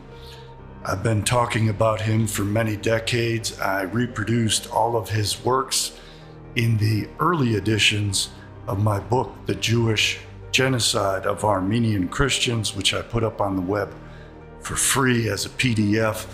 I generated interest in Noah around the world. I revived his memory. I was the first person to do that in the modern era. And I pointed out in my book, The Jewish Genocide of Armenian Christians, that it was Noah who slated America to be the homeland of Zionism and to provide the military support for Israel, both for establishing Israel and maintaining Israel. The Pentagon, right after 9/11, about 10 days after 9/11, I went through the Pentagon and I saw Secretary Rumsfeld and Deputy Secretary Wolfowitz. I went downstairs just to say hello to some of the people on the Joint Staff who had used to work for me, and one of the generals called me and he said, "Sir, you gotta come in and talk to me a second." I said, "Well, you're too busy." He said, No. He says, "We've made the decision, we're going to war with Iraq." This was on or about the 20th of September. I said, "We're going to war with Iraq, why?"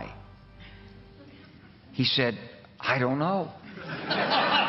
He said, "I guess they don't know what else to do." So I said, "Well, did they find some information connecting Saddam to Al-Qaeda?" He said, No. He says, "There's nothing new that way. They just made the decision to go to war with Iraq." He said, "I guess it's like we don't know what to do about terrorists, but we've got a good military and we can take down governments." And he said, "I guess if the only tool you have is a hammer, every problem has to look like a nail." So I came back to see him a few weeks later, and by that time we were bombing in Afghanistan. I said, "Are we still going to war with Iraq?" And he said, "Oh, it's worse than that." He said, he reached over on his desk, he picked up a piece of paper, and he said, I just got this down from upstairs," meaning the Secretary of Defense's office today, and he said, "This is a memo that describes how we're going to take out 7 countries in 5 years, starting with Iraq and then Syria, Lebanon, Libya, Somalia, Sudan, and finishing off Iran." I said, "Is it classified?" He said, "Yes, sir." I said, "Well, don't show it to me." And I saw him a year or so ago, and I said, "You remember that?" He said, "Sir, I didn't show you that memo. I didn't show it to you." I'm sorry, what did you say his name was? I'm not going to give you his name. So go through the countries again. Well, starting with Iraq, then Syria and Lebanon, then Libya, then Somalia and Sudan, and then back to Iran. השתוללו בטנטור היה משהו נורא. טנטור היה כפר עשיר, בתים יפים, גרים כמו אירופאים, אתה יודע, וגם אנשים היו לבושות ויפה, וזה באמת היה כפר... אחד אנס שם איזה ילדה בת 16, משהו כזה, אתה מבין? אבל זה מכוער מאוד, היה לנו בחור אחד ונפטר, הוא היה פרא אדם, הוא לקח פשוט מאוד ורצח אותם בתוך המכלאות. בתוך המכלאות, הם היו במכלאות, אתה יודע, חוטי ברזל כאלה, עגולים כאלה, אספו כל הגברים. הם יושבים שם כולם על הרצפה, ובא מישהו ולוקח תת מקלע ומתחיל זה, מחליף מחסנית, מה אתה חושב זה? אבל אנחנו לא היינו כאלה. הוא היה יוצא דופן, הבחור הזה, כן, מה שהוא עשה. והשתיקו את הדבר הזה, והיו חבר'ה שלקחו את הלוויורים ורדפו אחרי חבר'ה ושרפו אותם. זה היה משהו זוועתי, וזה אסור לספר, אני לא אדבר על זה, כי זה יכול להיות סקנדל שלם, העניין הזה. אני לא רוצה לדבר על זה, וזהו. 3-4 חודשים הראשונים הייתי רוצח. מה זה אומר? אני לא לקחתי שבויים. בזמן קרב, אם מישהו ירים ידיים, משהו כזה, לא לקחתי שבויים. זה זעזע אותי עד כדי כך, לא יכלתי לעבור לסדר היום. אם היה עומדת כיתה של זה עם ידיים למעלה, אז באותו יום הייתי רואה אותי, הייתי קוצר את כולם, עד כדי כך. כמה עד עכשיו אנשים הרגת ככה? לא ספרתי. לא יכול לדעת בחיי. היה לי מקלע עם 250 כדורים. תראה, יריתי, נלחמתי כולם. אני לא יכול לספור. Jane Berkey, president of Animal Farm, is a bizarre woman to say the least. Jane Rocherson Berkey dropped out of New York University just short of a degree and went to work for a small literary dramatic agency in the city. Determined on following her own path, after only 12 months as an assistant and an associate agent, Jane divided her one-bedroom apartment in half and hung out the shingle of Jane Rocherson Agency in 1974. One thing is for sure. Jane loves pit bulls and she loves to surround herself with other people that do too. Just take a good look at this photo. No, I don't mean the disgusting duck face. I mean her t-shirt. I mean the nasty ear-cropped pit bull on the wall. It's apparent to me that this woman loves pit bulls. In my opinion, she loves pit bulls so much, she might want to see a professional. Jane Berkey loves pit bulls so much. In 2013, she contributed $2,850,000 of her family's money to Animal Farm. Most people with the kind of disposable income that allows a $2.8 million donation would put it toward a children's hospital or a cultural asset for their city. Not Jane Berkey, though. In my opinion, she uses her blood money to support the deaths of hundreds of innocent children and countless other animals. Jane Berkey contributions $2.8 million. $2,850,000 from Jane Berkey in 2013. If you also go through the 990s for 2012 and 2011, Jane Berkey gave $1.5 million in 2012 and $1.5 million in 2011.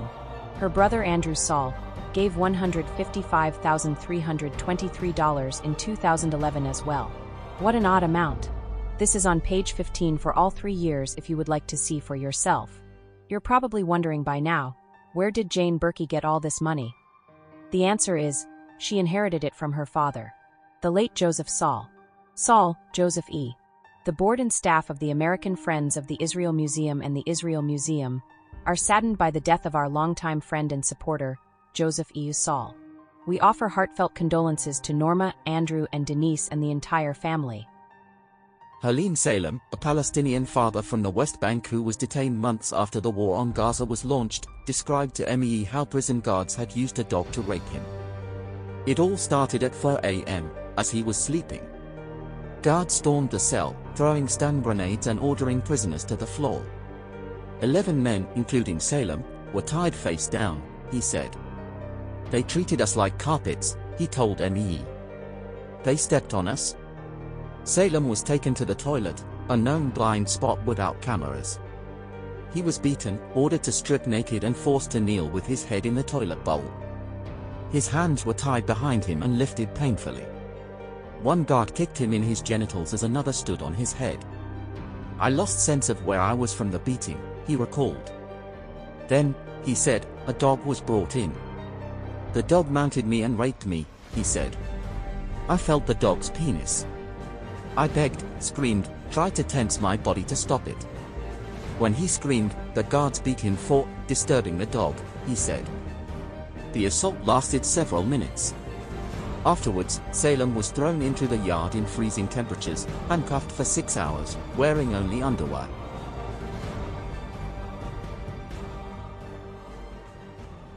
Some extremely controversial topics.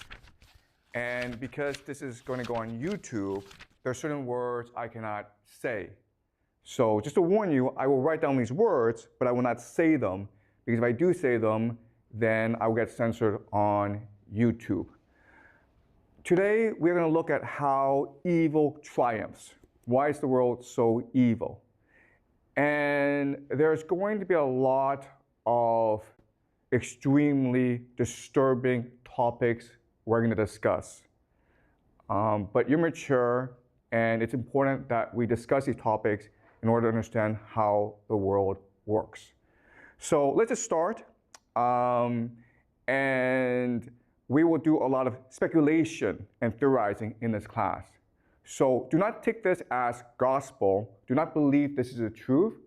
The entire point of this class is to help you develop the theories and the ideas to better understand the world. These are tools. Okay, this is not truth. These are tools. All right. So the first question I have for you is, what is happening in Israel?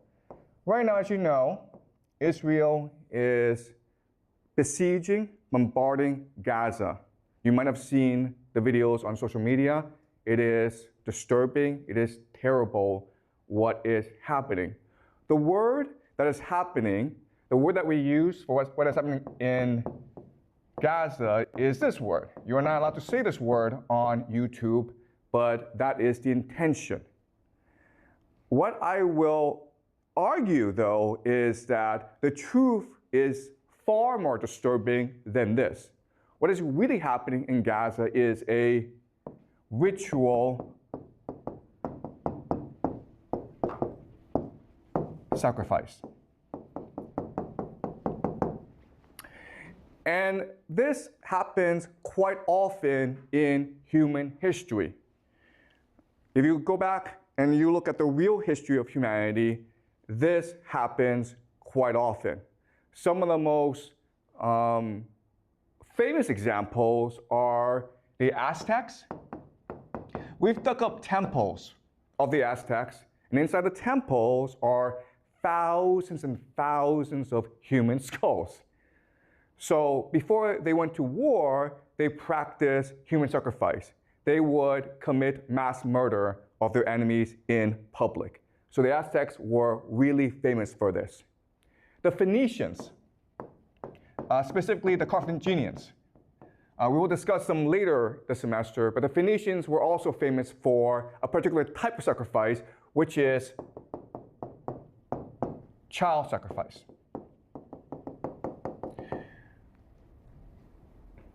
The Romans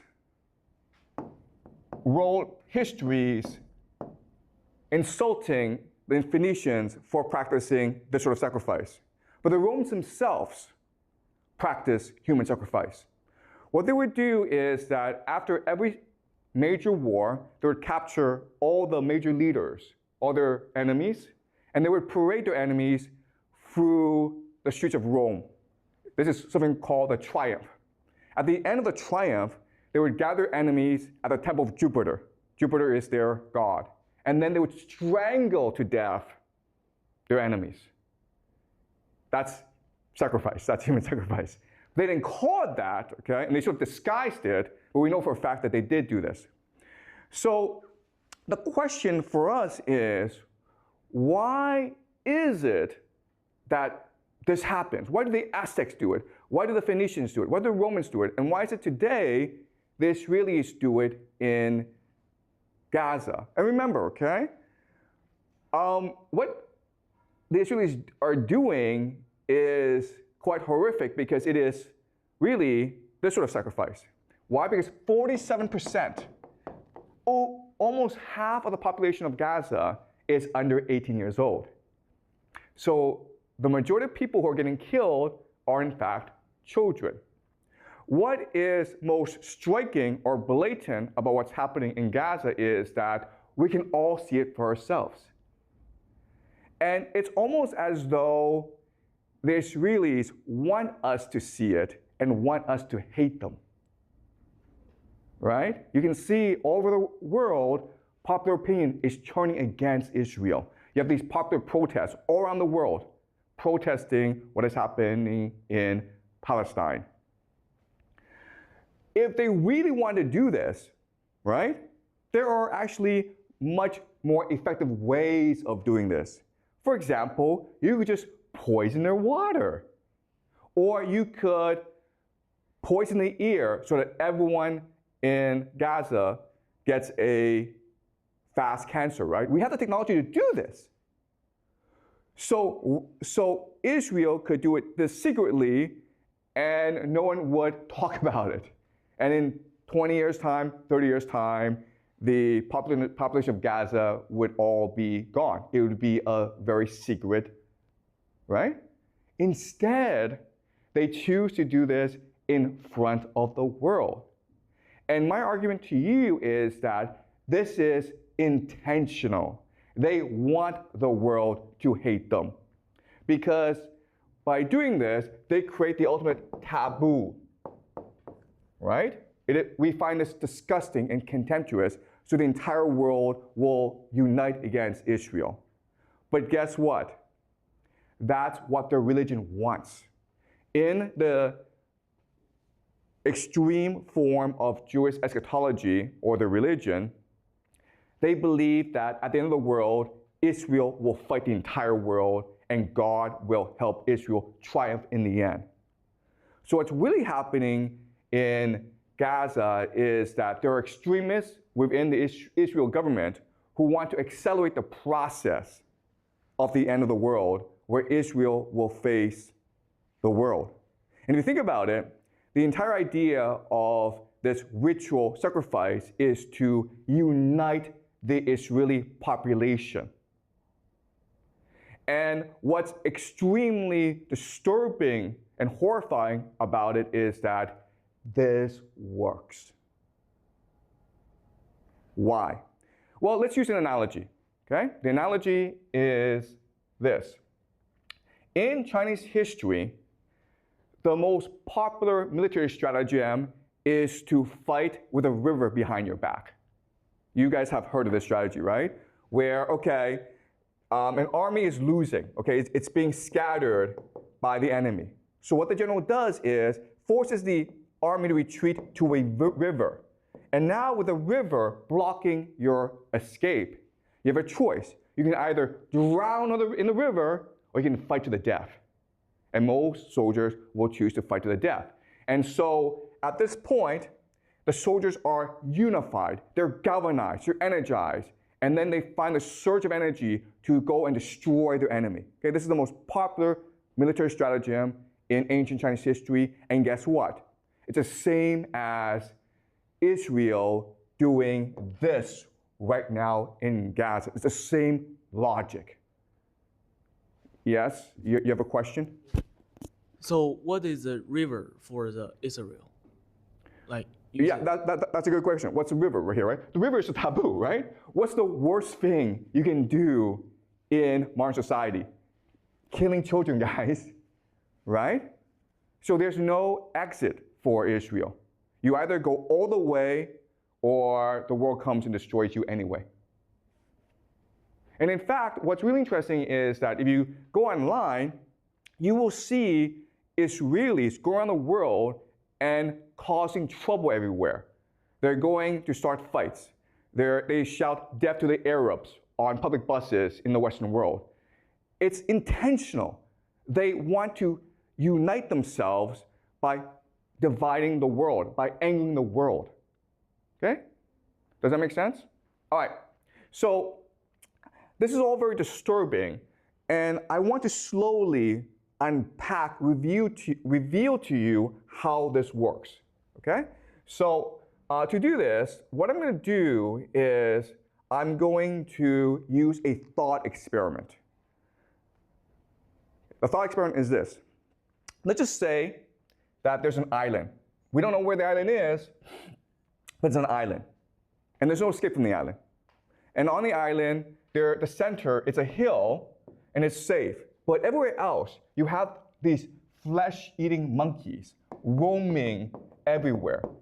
Okay? The problem is that on this island, the resources you need to survive, trees, food, and rivers, the monkeys are there. Okay? There's one safe spot in the center, but everywhere else, if you want resources, you have to go fight these monkeys. They're flesh-eating monkeys. They want to kill you, they want to eat you. And there's an infinite number of them. Now, let's just say that one day, for whatever reason, okay, we don't know why, but 100 men aging, and they range from 15 to 65 years old, okay? They are mysteriously transplanted onto this island in a safe spot. They come from different countries. They do not speak the same language. They are of different ethnicities. They are all poor people in their countries. They don't have much education. So they're there, and they realize quickly that the situation is utterly hopeless. There's no escape from this island. These monkeys are everywhere, and they are tough warriors. And the situation looks bleak. They don't even speak the same language. They don't have a common culture. So at this point, you would imagine that they would feel hopeless and just lie down and die. But in reality, what happens is the opposite. What happens is that in this hopeless situation, they find a drive, a purpose, a spirit to fight for each other.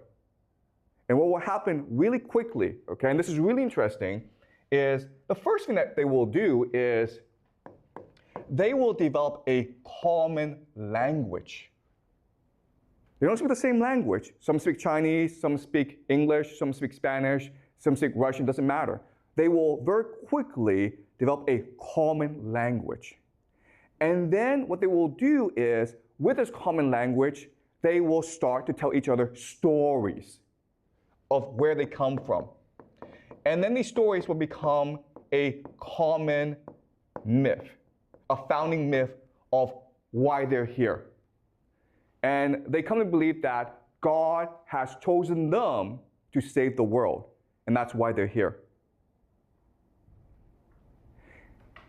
Then what they will do is, with this new religion, they will start to develop rituals to reinforce this religion. These rituals include sex. Okay? So these men will have sex. And the reason why is to create intimacy and bonding among them. And there'll be a lot of religious rituals as well. Another thing that they will do is pick a leader. There's 100 of them. They need a leader to organize them.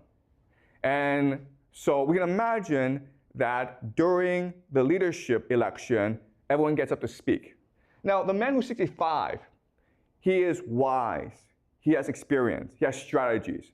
So he delivers a very powerful speech, inspiring everyone and telling people how they can survive against the flesh-eating monkeys. Okay, so he's really smart. Then suddenly you have a man up here who's 15 years old, or 16, or 17, okay? He is not articulate. He has no ideas. What he does is this. He stands in front of everyone, and he's bold, and he's brave, and he looks at everyone without saying a word. He shows them his hand, okay? He shows them his hand. Then from his pocket, he takes out a knife, okay? And then he cuts off his hand in front of everyone. And he does not cry. He just looks at everyone as though nothing happened. Let me ask you this question. Who does everyone pick to be their leader? The second person, obviously, right? The man who has shown sacrifice and commitment and devotion to everyone else.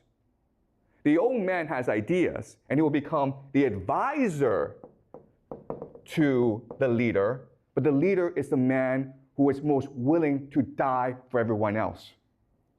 And so in this situation, the bravest among them will come and emerge as the leader. And as such, what will happen is that these people, these men, will become extremely inspired and devoted. Even though they are weak, they will learn to become strong.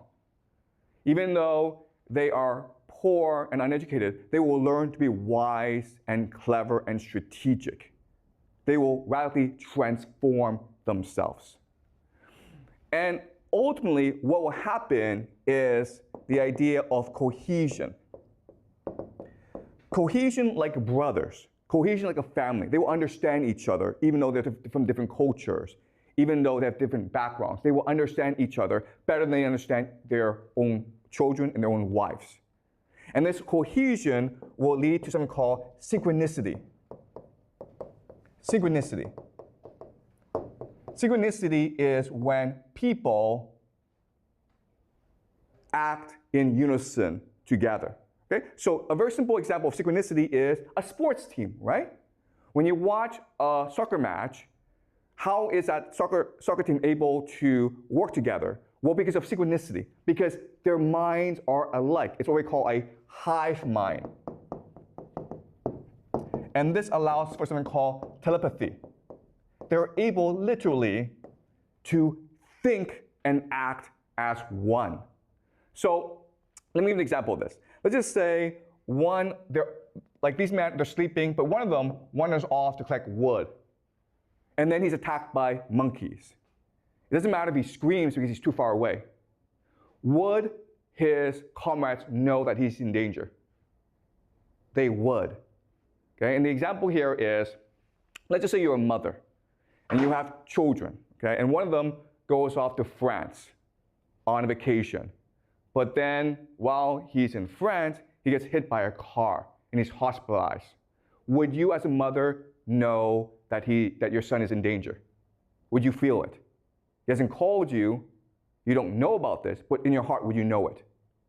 The answer is yes, you would know it. You would feel something is wrong. You would get on the phone and try to call your son. You can't reach your son, you would call the police, okay? You don't know what's happening, but something in your heart is telling you, I need to get in touch with my son. Okay, and that's how the hive mind works. That's how synchronicity works.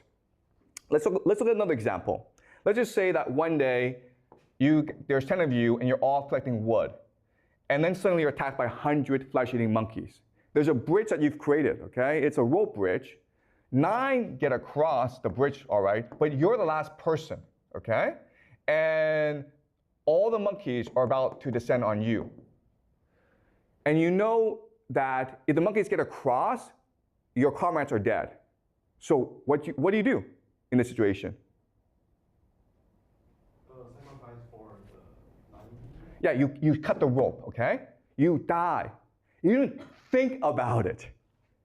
You just kill yourself because what matters is not your life. What matters is the family. What matters is the team. And we know about this because in war, what often happens is in trench warfare, the enemy will throw a grenade into the trench, right? There's not enough time to pick up that grenade and throw it away. So what soldiers do is they will jump on the grenade and absorb the explosion, thus killing himself. It happens instantaneously.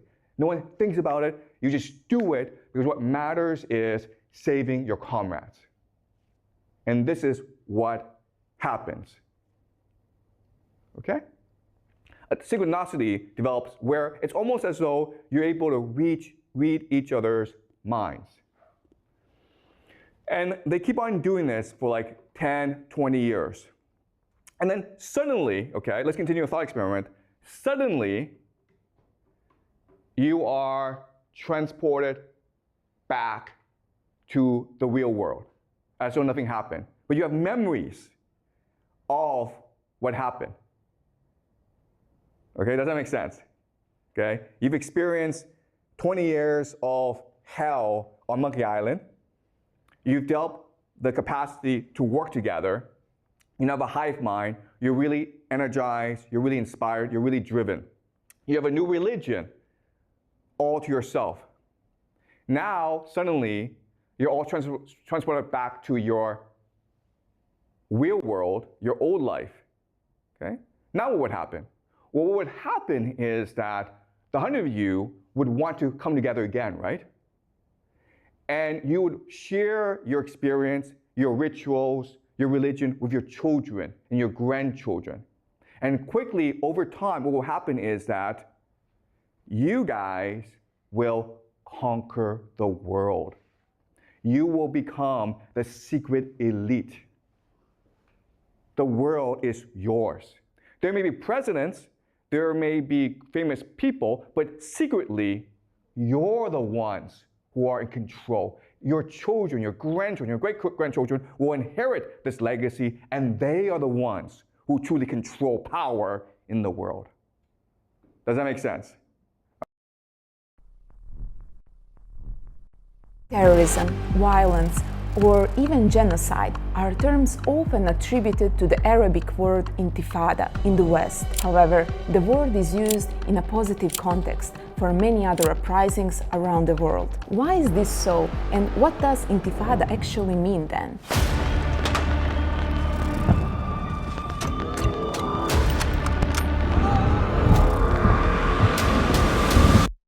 Students walked out of lectures and set up encampments in front of their universities around the world to condemn Israel's war on Gaza, in which at least 34,000 Palestinians have so far been killed since October 7, with the number of fatalities increasing every day. On some banners we can see a word unique to Arabic, Intifada. Intifada isn't a word calling for terrorism, violence or genocide. It actually just means uprising, and one that by no means implies or necessitates violence. The literal translation of the word is shaking something off. The term became known following two Palestinian uprisings, known as the First and Second Intifadas. The word is also used for other uprisings in the world, such as those in Warsaw and Tunisia, among others. However, these intifadas were not characterized in the negative light. The Palestinian uprisings were. They're calling for an uprising, Piers.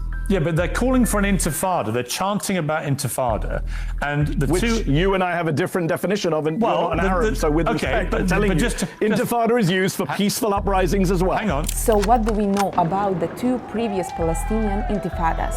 Palestinians living under Israeli occupation since 1948 and 1967 grew increasingly frustrated, both because of the confiscation of their lands and because of frequent clashes with Israeli forces.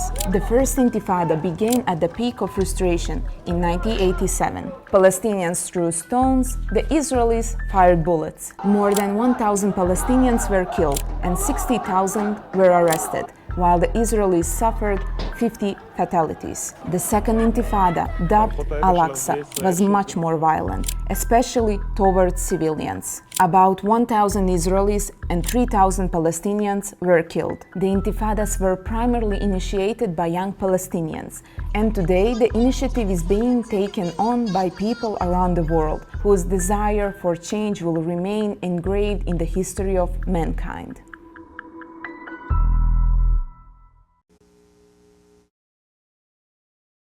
It was never just about dogs.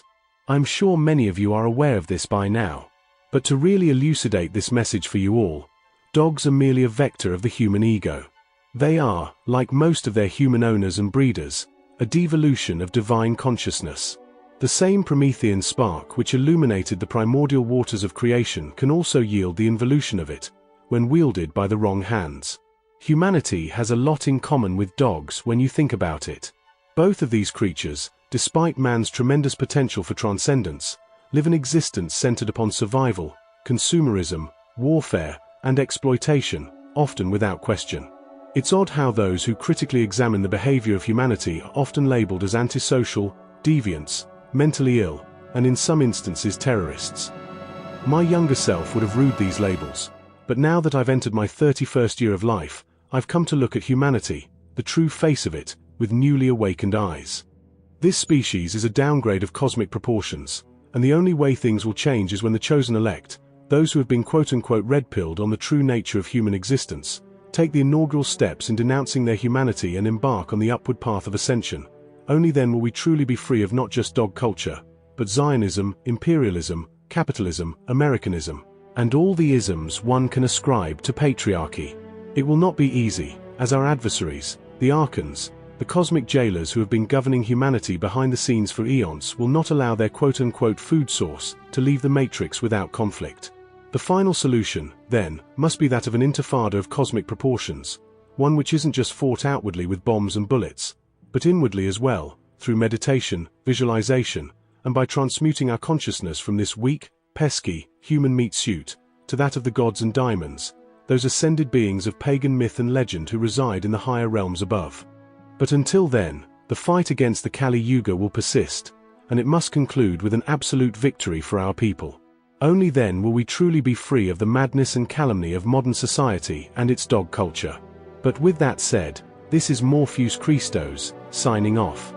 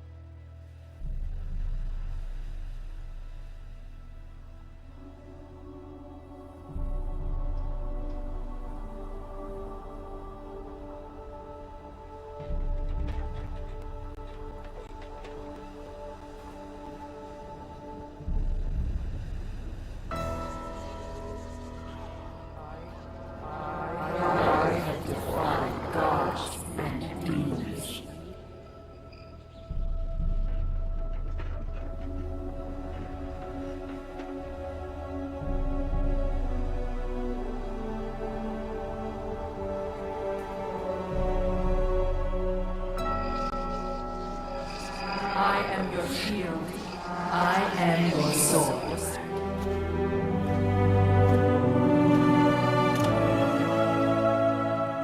I know you. Your past. Your future.